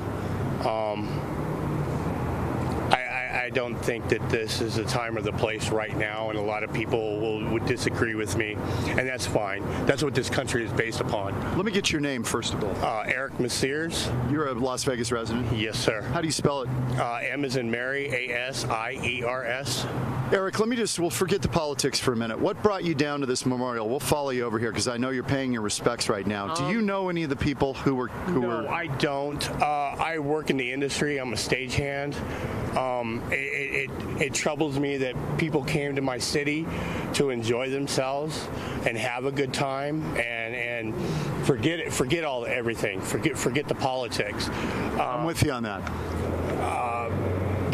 They came to have a good time, and somebody who, for whatever reason, snapped and had to feel like they had to do this, and that this was their only way out to express themselves, and it's sad. Listen. And it hurts me, it saddens me, because you come to my town and you do that. This will probably hurt Vegas for a little bit. Will probably hurt, the outdoor venues that we have here. We love it. Eric, you do this for a living. How in the world, with all these high rises, do you protect performers and people coming to a show in a city like this where you're surrounded by high rises? This is something that's going to have to be worked on with law enforcement, with security that does these. You know, the event security staff, they're great. Eric, I don't know that it's possible, my friend. I don't think so either. It's, you know, I mean, what are you going to do? You're going to shut it down? You know, I mean, we have big outdoor events, you know, the Route 91, EDC. Life is beautiful. You know, you have outdoor events that are great in this city, and it's great for the city. And it's not just a monetary thing. It's great to see the people out here. I love to go out and people watch, you know, and I just love to see the people. I love the community, love to talk to people. I appreciate you talking to us. Thank you, sir. I appreciate people coming to my town, spending their money. And it's not about the money. It's just come to Vegas and have a good time. Yeah. Hey, listen, Eric, thank you very much. I appreciate it. I'm sorry. We're out of Phoenix. Phoenix? Yeah. Oh. So we're your. I lived in Prescott. Oh, you lived in Prescott? Yeah. Okay. Prescott. Prescott. Yeah. Yeah. I know. Yeah. Eric, thank you. Appreciate it. So, Mike, that's you know, we're hearing some of that. There are a lot of people here tied into, obviously, the entertainment industry and the hospitality industry who are very concerned about going forward, how this affects Las Vegas and cities around the country who now have to think about the unthinkable. Yeah, absolutely there, John. And when you take a look there at the names, that really really hits it home and really puts perspective on everything that happened since Sunday. John, what's been the biggest takeaway for you since you've been out there in Vegas reporting and seeing everything in the city there? Mike, that's a tough one. I think at first it was the shock over all this happening.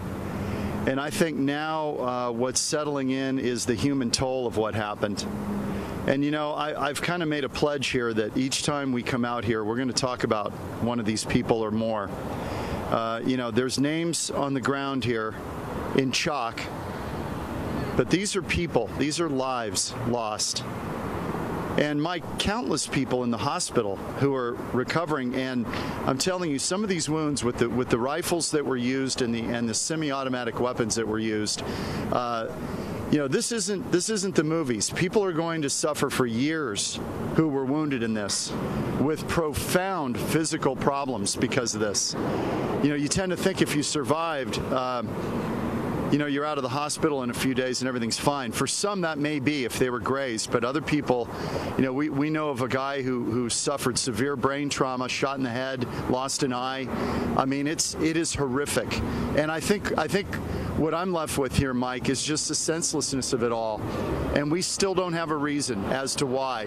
And I think even when we get that reason, we're going to say, really? That was it? I don't think there's any way to make any sense of this, Mike. Yeah, no, I'm definitely there with you. It's even if you do have some kind of motive, it's not going to help the people that lost lives or lost family members, or maybe that they'll be, you know, injured for maybe most of their life. But John, as you continue to walk around Las Vegas, what's the vibe been like from people? You know, we all know Vegas as the most energetic place that people go to have a good time. What's it like around the streets right now? I think people are in kind of stunned disbelief. And when I talk about that, I'm talking about the mental toll now. We're not talking about the physical toll. And let me have Greg Brown pan down here. I want to show you. We have seen a lot of this, and this is going to be very important. Look at this. Free psych help. And they put a number down here on the ground where people can call. There is an awareness that the people caught up in this, even people who may not have been right there at the venue or may know someone who was in harm's way, the mental toll, the mental anguish. I mean, we're covering it, Mike, and I'm feeling it. I'm going to be honest with you. This stuff, you know, you roll into a city that's going through something like this, and if you're doing your job, you better feel it. Sure. And I think all of us out here from Fox 10 who have been out here feel it. And I know Danielle Miller really feels it as well because she's from here, and she's been out here covering it. This is her city. You know, she grew up here. She went to UNLV. She's a local. This is really, really hard stuff. And we get so caught up in the gunman and his motives that sometimes we forget or lose sight of the lives affected here. Yeah, you're so right there. I mean, when you take a look at all the cards that are laying there with the candles and people offering up their support and maybe even services, it really does bring it all the way home. And I think a lot of people, the reason why they're feeling such a strong connection, even if they didn't lose anybody in this horrible tragedy, is that we all remember going to Las Vegas, or a time that we've been there, and it's always been this time where it's, for a birthday party or a bachelor party or whatever, and now it just seems that it's taken just a total different twist there in that city. Yeah, and I think that part of it will fade, Mike. I mean, for years, Dallas was caught up in the stigma of the JFK assassination. And it really, really affected that city. But eventually, Dallas has come around, but it takes time. These folks here paying their respects in their own way. Yeah. Let's just listen in for a minute.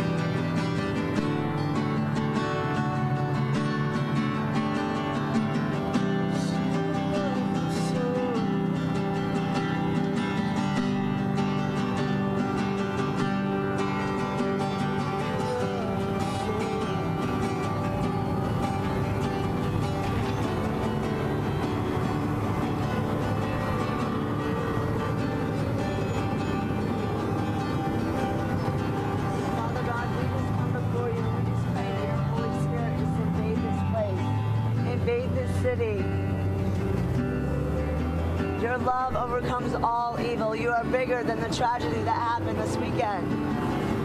And we just pray, Holy Spirit, that you come invade every single heart, that you saturate our lives right now when we need you the most, that you will be everything we need in this tragic time. We pray for the families. We pray for the first responders. Father, we thank you that you still love us. We just speak peace, peace over every heart, peace over every mind. And we just speak this in Jesus' almighty name. God, we pray for all the family members, God, and all the friends, God, of the victims that have been shot, God, and hurt by this tragedy, God. We lift these families up, God, right now in Jesus' name, God, and we ask you to cover them, God. Give them a spirit of peace, God, and a spirit of comfort in this time, God. God, as we mourn together as a city, as we mourn together, God, as a nation, God, as a planet, as we mourn together as humanity, God, I ask, God, that you strike a spirit of hunger, God, for compassion in our hearts, God, in all of our city, God, in all of our schools, God, in every workplace that is in this city, God. Invade every casino that is in this place, God. Invade every heart, God. Invade every space, God. I pray, God, right now, God, that you would fill every void that is in our hearts, God. Any emptiness, God, any hurt, God, that you heal us, God. Heal our nation, God. We cry out to you, God. Only you can heal our nation, God. Heal us today, God. We need you to come, God. Bring heaven to this place, God. We invite you, God, as people of this city, God. We invite you into our city, God. You're welcome here, God. You can invade our streets, God. You can invade our schools, God. You can invade our workplaces, God. You can invade our hearts, God. Take us, God, just as we are, God. Just as we are. We stand on this street, God, and we say, God, take us just as we are, God.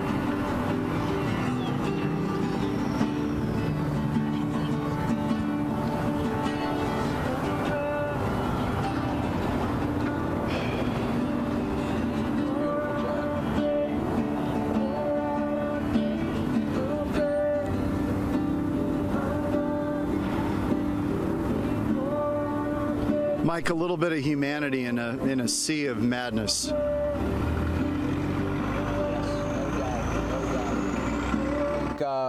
Right now, it's not called Sin City, but I think it's called Together City there, as you're seeing a lot of people come together and offer up their prayers for everyone affected.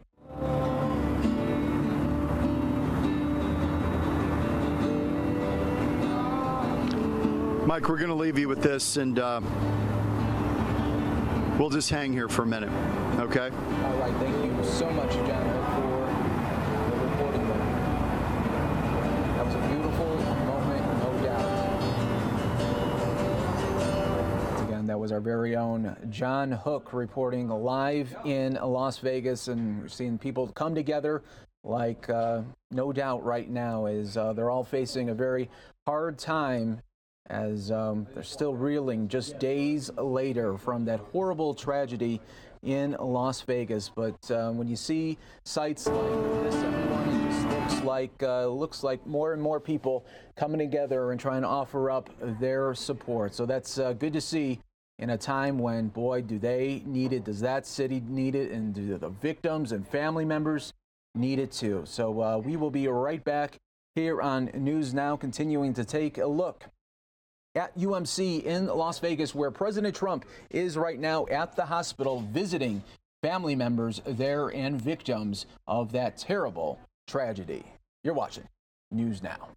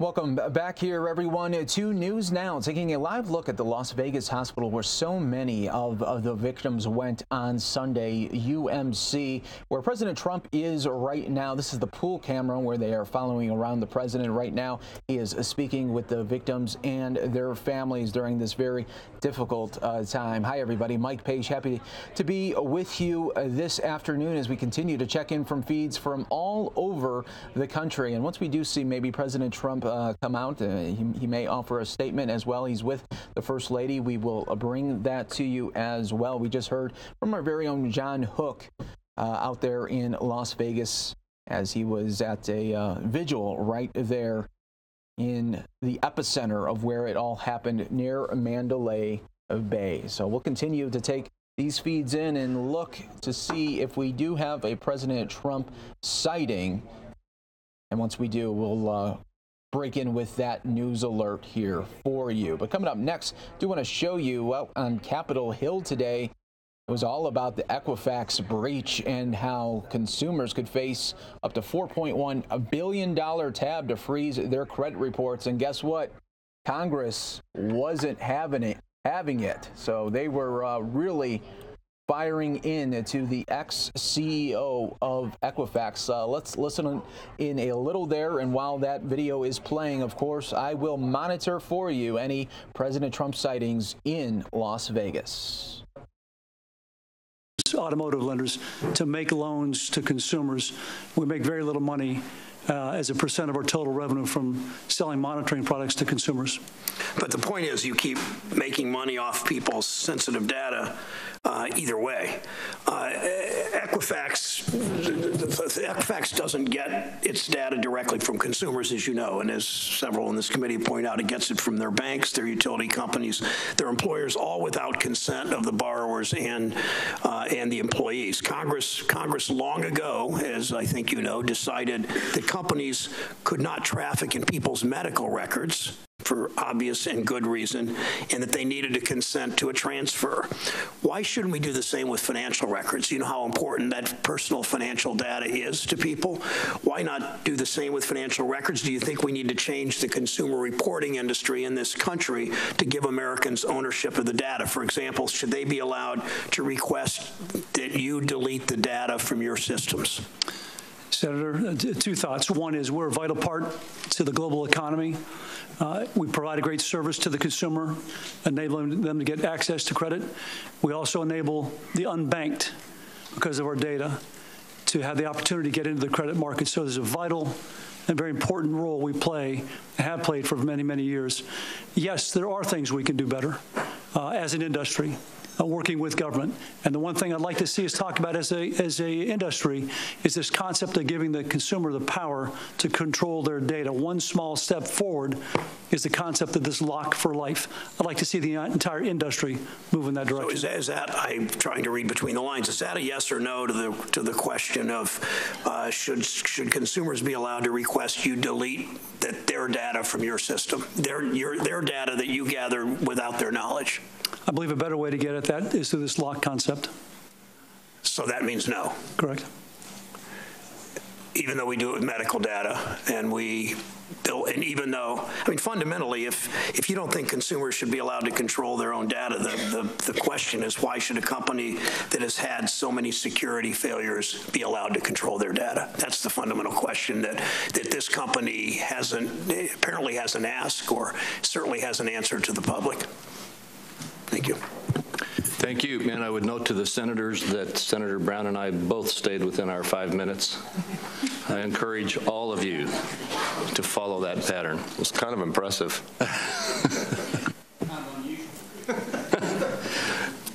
Senator, I think it's me. Yeah. Sass. Thank you, Chairman. Mr. Smith, let's take a minute to talk about why we're here. Big picture, it's this.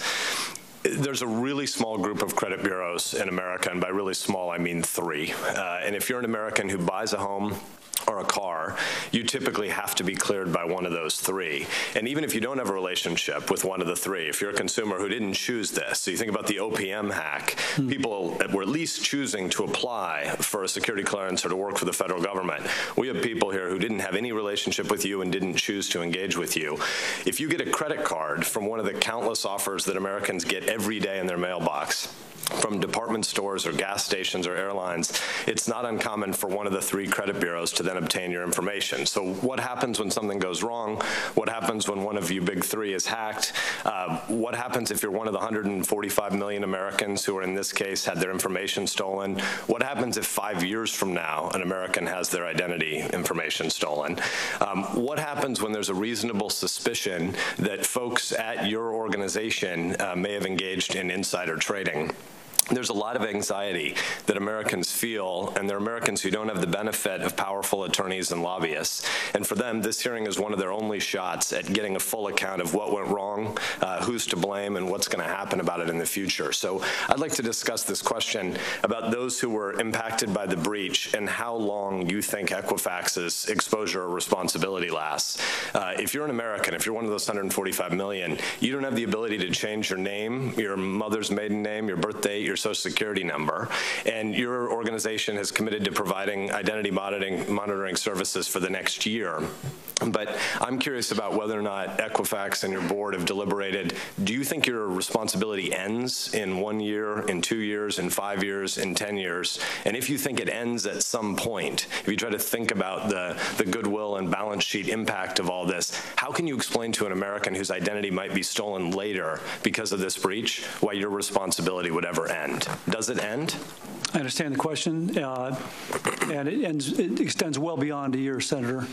The first step we took was the 5 services we mentioned to the chairman a minute ago, which gets the consumer through 1 year. The ultimate control for security for a consumer is going to the lifetime lock, the ability for a consumer to lock down his or her file, determine who they want to have access for life. But isn't this, just to interrupt, isn't that about people who might be breached in the future? I'm talking about the 145 million whose data has already been stolen. Does your responsibility end, or what do you think your legal obligations are to them? I think the combination of the 5 services we're offering combined with the lifetime lock is a good combination of services. I actually think the innovation of some of the stuff you proposed for the big 3 going forward is quite interesting, but why does any of that 5 really do much for the data that's already been stolen? Senator, again, the combination of the 5 offerings today plus the lifetime lock we think is the best offering for the consumer. Okay, I don't think you really answered the question about whether or not your exposure legally ends for the 145 million. Do you know the number of, can you do the 145 million breakdown by state? Not off the top of your head, but do you have the data that we on the committee could have by tomorrow? Just you got your 145 million records. Can you parse it by state so each of us understands how many constituents we have? I believe so. We should have that capability. I'm just hesitating on by tomorrow. But let me take that back. We do have it. Okay, great. Thank you. It's being reported in the media this morning that you've just received a no-bid contract from the IRS for fraud prevention. Can you explain to the American people, not just as consumers who've been exposed and breached here, but as taxpayers, why in the world should you get a no-bid contract right now? I'm not sure it was a no-bid. My understanding, I don't profess to have the details there, Senator. It's with the IRS. It's a contract we've had in the past. I think it's being renewed. Okay, we're going to follow up with the IRS as well, but if you could clarify back with us, my team will follow up with you. I have less than a minute left, but I want to open at least the allegations of that Equifax executives engaged in insider trading relating to knowledge of this cyber breach. One of the clearest times and definitions of insider trading occurs when a business executive trades their company's stock because of confidential knowledge that they have gained from their job. I'm sure you can imagine why Americans are very mad about the possibility that this occurred here. While insider trading is going to be discussed a lot more later in this hearing, I wish you could just very quickly give us a timeline of the first steps. When did Equifax first learn of the May 2017 breach, and when did you inform the FBI of that breach? Thank you. I'll answer as quickly as I can. We notified the FBI, cybersecurity forensic team, and outside global law firm on August 2nd. At that time, all we saw was suspicious activity. We had no indication, as I said in my oral testimony, of a breach at that time. You might recall that the 3 individuals sold stock on August 1st and 2nd. We did not have an indication of a breach until mid to late August. So you're saying that those 3 executives, Mr. Chairman, I'll stop. You're saying those 3 executives had no knowledge of a breach on August 1st or 2nd? To the best of my knowledge, they had no knowledge, and they also followed our protocol to have their stock sales cleared through the proper channels, which is our general counsel. We'll have follow-ups on that, please. Thanks. Senator Tester. All right, folks, more news now will continuing to take a live look here at the UMC Las Vegas hospital, where so many of those victims went on Sunday evening. President Trump meeting with the families and victims right now. So we'll see if we get any sighting of the president. We will bring that to you next, right here on News Now.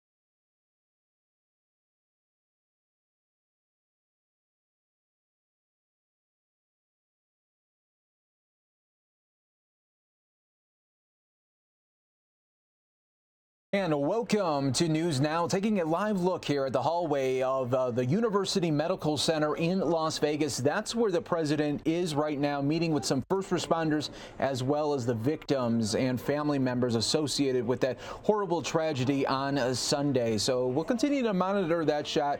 We're hoping to maybe see the president come out of that hallway. He's also with the First Lady, so we'll continue to watch that shot. But happening right now is a live State Department daily briefing with Heather Newert. Let's take you there right now.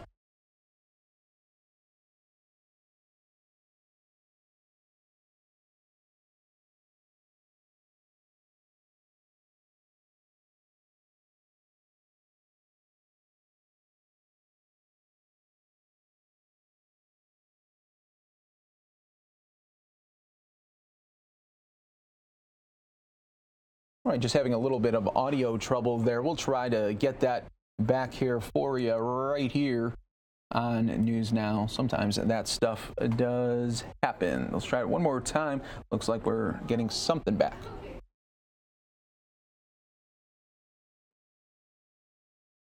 Okay, does not seeming to work right there, so we'll get it back for you maybe in just a little bit. But as we were talking about Las Vegas and President Trump there at the UMC University Medical Center, our very own Danielle Miller was in Las Vegas this morning as she filed this report about how normalcy is trying to come back to the city. We're here on Las Vegas Boulevard, which was closed down for quite some time after this tragedy right here in front of the Mandalay Bay. Across the street, that concert venue where everything happened. Now, this stretch of Las Vegas Boulevard opened last night. A lot of the roads surrounding the venue out there opened up this morning. And this definitely looks a lot more like the Las Vegas Strip. Hasn't looked like this for a few days now, but people still continue to mourn, still coming together to support one another. You can see here we're at the iconic Welcome to Las Vegas sign where people have set up a memorial. And Mike, this is just one of several memorials here on the Las Vegas Boulevard. There's several places where candles are, flowers, flags, signs, just a lot of people coming out here this morning even to take photos and set more stuff down here by this time, and just trying to come together for these victims. And President Donald Trump will be here in the Valley today. He's going to be with some of the victims of this, their families. He also says a major factor of his trip is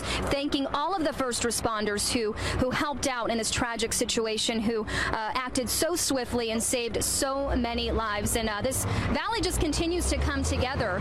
So far, millions of dollars have been donated to support these victims and their family members. I think it was close to $9 million at last checked. MGM Grand donating money, Dana White, Tony Hsieh of Zappos, a lot of these big public figures here in Las Vegas definitely stepping up to the plate for these victims and their families. Now, it is a long road ahead here for the Las Vegas Valley in terms of healing, but as Mayor Carolyn Goodman has said that although this is a long road ahead, that this is something the city will never get over. It's something they will overcome. Mike, we'll send it back to you. All right, thank you so much there, Danielle. Taking now still a live shot there of the University Medical Center. President Trump meeting with the family members and some of the first responders as well. And when you take a look here of the Mandalay Bay, the site of where this all happened, you could still see that parking lot area where the concert was. That is still not accessible right now, as their investigation is still ongoing in that city as they're trying to get some more answers to what exactly happened. So many more questions remain, trying to get more info on the background of the shooter. We do know that his girlfriend was in the Philippines, was met by FBI members, and was greeted in LA. So we know that they were having some sort of dialogue at this moment, but still remains to be seen what kind of motive, if any, was for this mass tragedy. And when you think about it, really, it doesn't matter if there is a motive when you're dealing with 500 people plus injured as well, 58 dead. The very latest coming from media reports here is that soon after her boyfriend carried out the deadliest shooting in modern United States history, Marilou Danley did not appear to be in a panic, reportedly telling a family member she had a clean conscience. A family member said, "I called her up immediately and she said, 'Relax, we shouldn't worry about it. I'll fix it. Do not panic. I have a clean conscience.'" That was Danley's brother, who told a media outlet there on Wednesday from Manila of the situation. The 62-year-old Filipino-born woman was being questioned by the FBI and Las Vegas police today in Los Angeles, where she returned late Tuesday night into Wednesday morning. Danley told immigration officials in Los Angeles that she was stressed, but gave her word to Las Vegas police that she would return to the U.S. and is keeping her promise. She also claims she wants to know what exactly happened. Wasn't immediately clear what Danley's status is in the U.S., but attorney Maria Antoinette, a spokesperson for the Bureau of Immigration and Deportation of the Philippines, said that she is considered to be a former Filipino or natural-born Filipino who is eligible for dual citizenship. So obviously, So many more questions do remain. The president right now in Las Vegas. We continue showing you the shot of University Medical Center of the pool camera here, where the president still. It's been up an hour now, maybe almost 90 minutes that he's been at this location, meeting with the first responders and victims of that terrible tragedy. More news now, continuing next.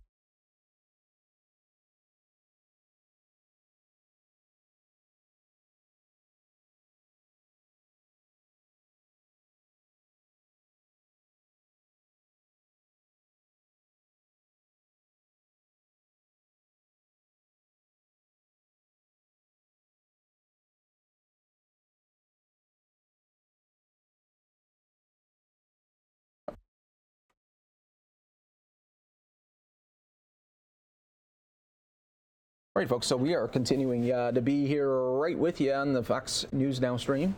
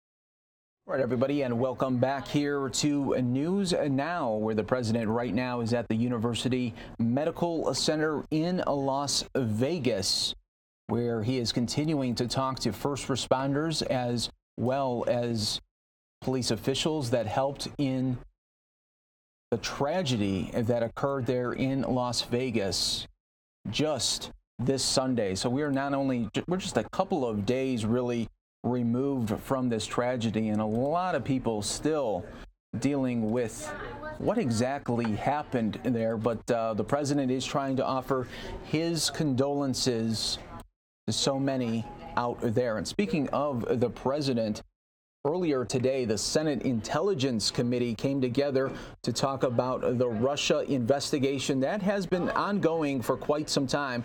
Let's listen in to exactly what the Senate Intelligence Committee had to say at this press conference. You're watching News Now. I can say that our dedicated Russia investigative staff have literally worked 6 to 7 hours a day since 23 January to get us to the point we are today. 6 to 7 days a week. 6 to 7 days a week, excuse me. So far, in the interview process, we have interviewed everybody who had a hand or a voice into the creation of the intelligence community assessment.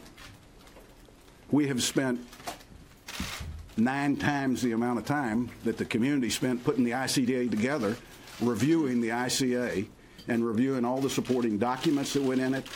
But in addition to that, the things that were thrown on the cutting room floor that they might not have found appropriate for the ICA itself, but we may have found of relevance to our investigation. We have interviewed every official of the Obama administration to fully understand what they saw, what clarity and transparency they had into Russia involvement, and more importantly, what they did or did not do and what drove those actions. Again, I'm reminded that we will come out with a finding at some point, And part of that, hopefully, will be recommendations as to changes we need to make. So we've tried to think as thoroughly through this as we can. We have interviewed literally individuals from around the world. So for those of you that choose to stake out when the next witness is coming, there's some that have snuck through because you don't know who they are. Now, it's safe to say that the inquiry has expanded slightly. Initial interviews and document review generated hundreds of additional requests on our part for information. It identified many leads that expanded our initial inquiry. The volume of work done by the staff has prepared the committee to look at some areas of our investigation that we hope will very soon reach some definite conclusion, but we're not there yet. We're not ready to close them. One of those areas is the ICA itself. Given that we have interviewed everybody who had a hand in the ICA, I think there is general consensus among members and staff that we trust the conclusions of the ICA, but we don't close our consideration of it in the unlikelihood that we find additional information through the completion of our investigation. The Obama administration's response to Russian interference. As I said, we have interviewed every person within the administration.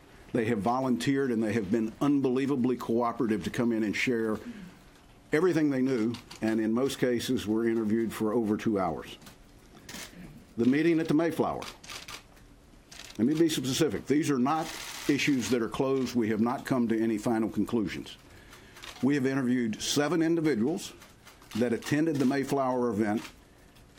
The testimony from all 7 were consistent with each other, but we understand that with the current investigation open, there may be additional information we find that pulling that thread may give us some additional insight that we don't see today. Changes to the platform committee. And again, I'm addressing some things that have been written by you in this room, and they may not have been on our chart, but we felt that we had to dig deeply into them. We have, the committee staff has interviewed every person involved in the drafting of the campaign platform. Campaign staff was attempting to implement what they believed to be guidance to be strong, to be a strong ally in Ukraine, but also leave the door open for better relations with Russia. I'm giving you the feedback we got from the individuals who were in the room making the decisions. Again, not closed, open for the continuation. The last one I want to cover is the Comey memos. This topic has been hotly debated, and the committee is satisfied that our involvement with this issue has reached a logical end as it relates to the Russia investigation.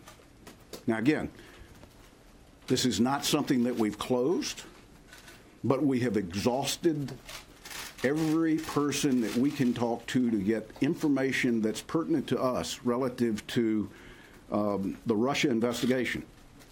Questions that you might have surrounding Comey's firing are better answered by the General Counsel or by the Justice Department, not the Select Committee of Intelligence in the United States Senate. There are concerns that we continue to pursue. Collusion. The committee continues to look into all evidence to see if there was any hint of collusion. Now, I'm not going to even discuss initial findings because we haven't any. We've got a tremendous amount of documents still to go through. And just to put in perspective, I said we've done over 100 interviews, over 250 hours. We currently have booked, for the balance of this month, 25 additional interviews.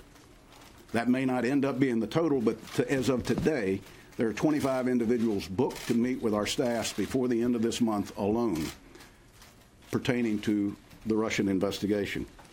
We have more work to do as it relates to collusion, but we're developing a clearer picture of what happened. What I will confirm is that the Russian intelligence service is determined, clever, and I recommend that every campaign and every election official take this very seriously as we move into this November's election and as we move into preparation for the 2018 election.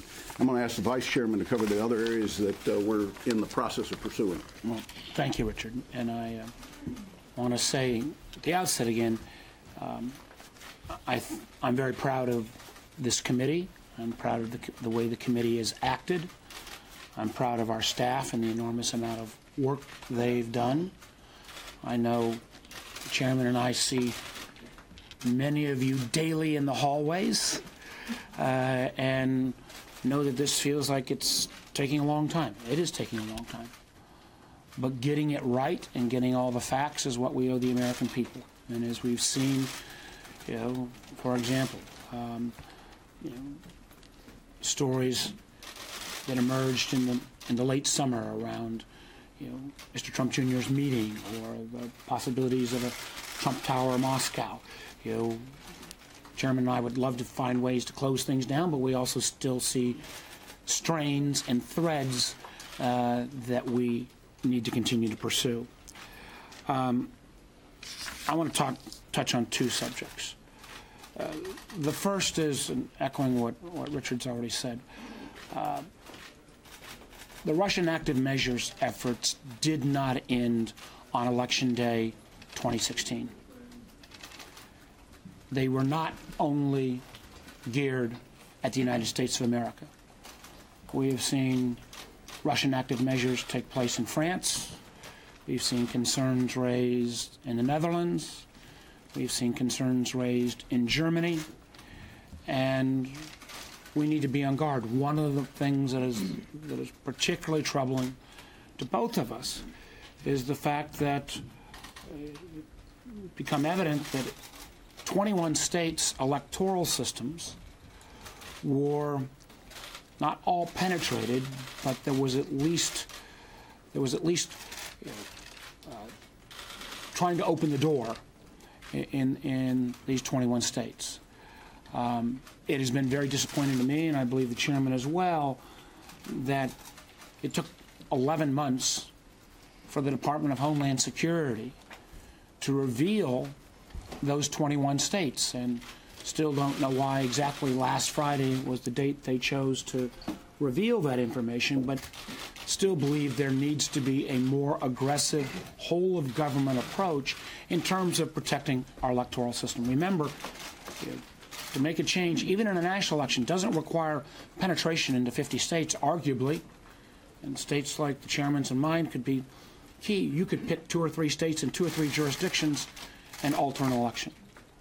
And I believe in a state like mine, where in Virginia and New Jersey, in 34 days, we have elections. I'm glad to see the DHS has said they are going to up their game and particularly help those states with elections that are happening this year.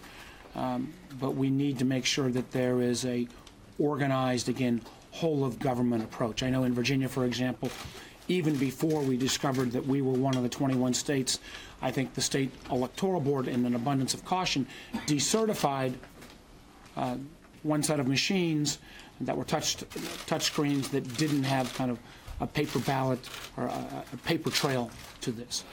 One of the things we wanted to emphasize with this briefing, that this is an ongoing concern, and that if states don't proactively move forward, very shortly we'll be getting into primary seasons early on in 2018, and this is an ongoing challenge. And again, I'd point out, even after last week, Wisconsin, Texas, and California still have some lack of clarity about whether the appropriate individuals were notified.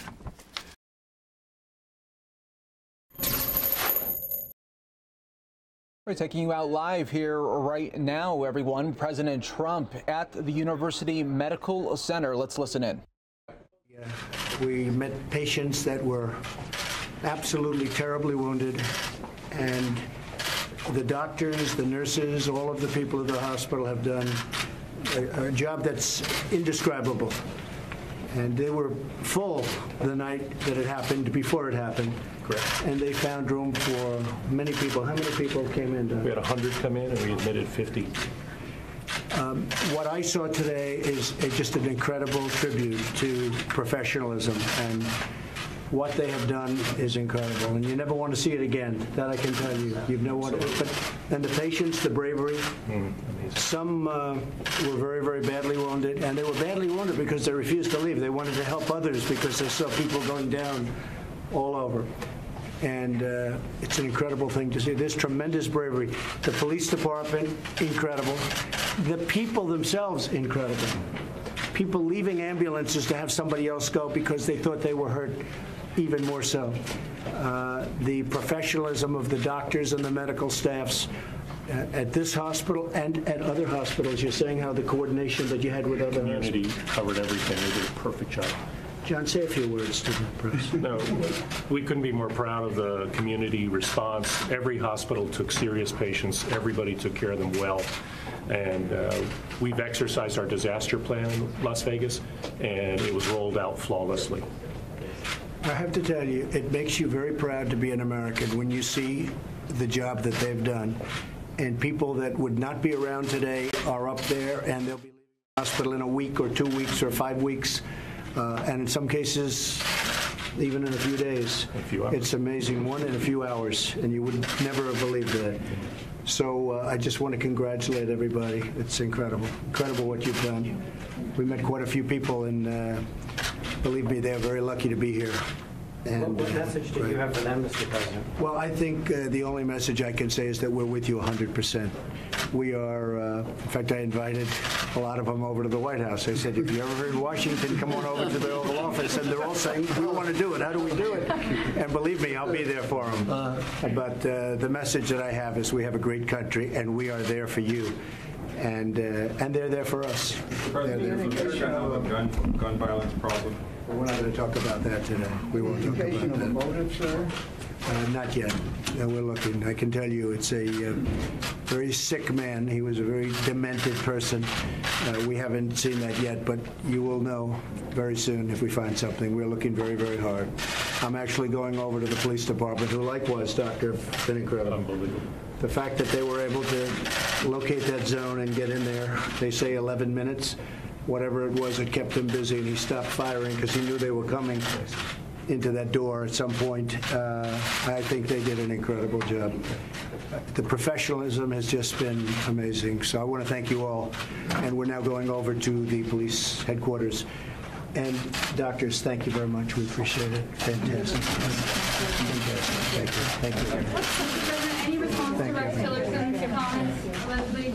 Yeah, I'm very honored by his comments. It was fake news. It was a totally phony story. Thank you very much. It was made up. It was made up by NBC. They just made it up. Thank you all. Thank you. All right, there. So President Trump talking about the victims and as well as the first responders there, and he invited some of the survivors to the White House, learning that, and also calling out the fake news reported associated with Secretary of State Rex Tillerson there. So we were happy that we were able to get that in for you right here on News and Now. We had that shot at the University Medical Center for quite some time, but he spent about 90 minutes there meeting with those survivors and the victims there. So the President of the United States in Vegas after the Las Vegas massacre. I'm Mike Page. Give someone a hug today.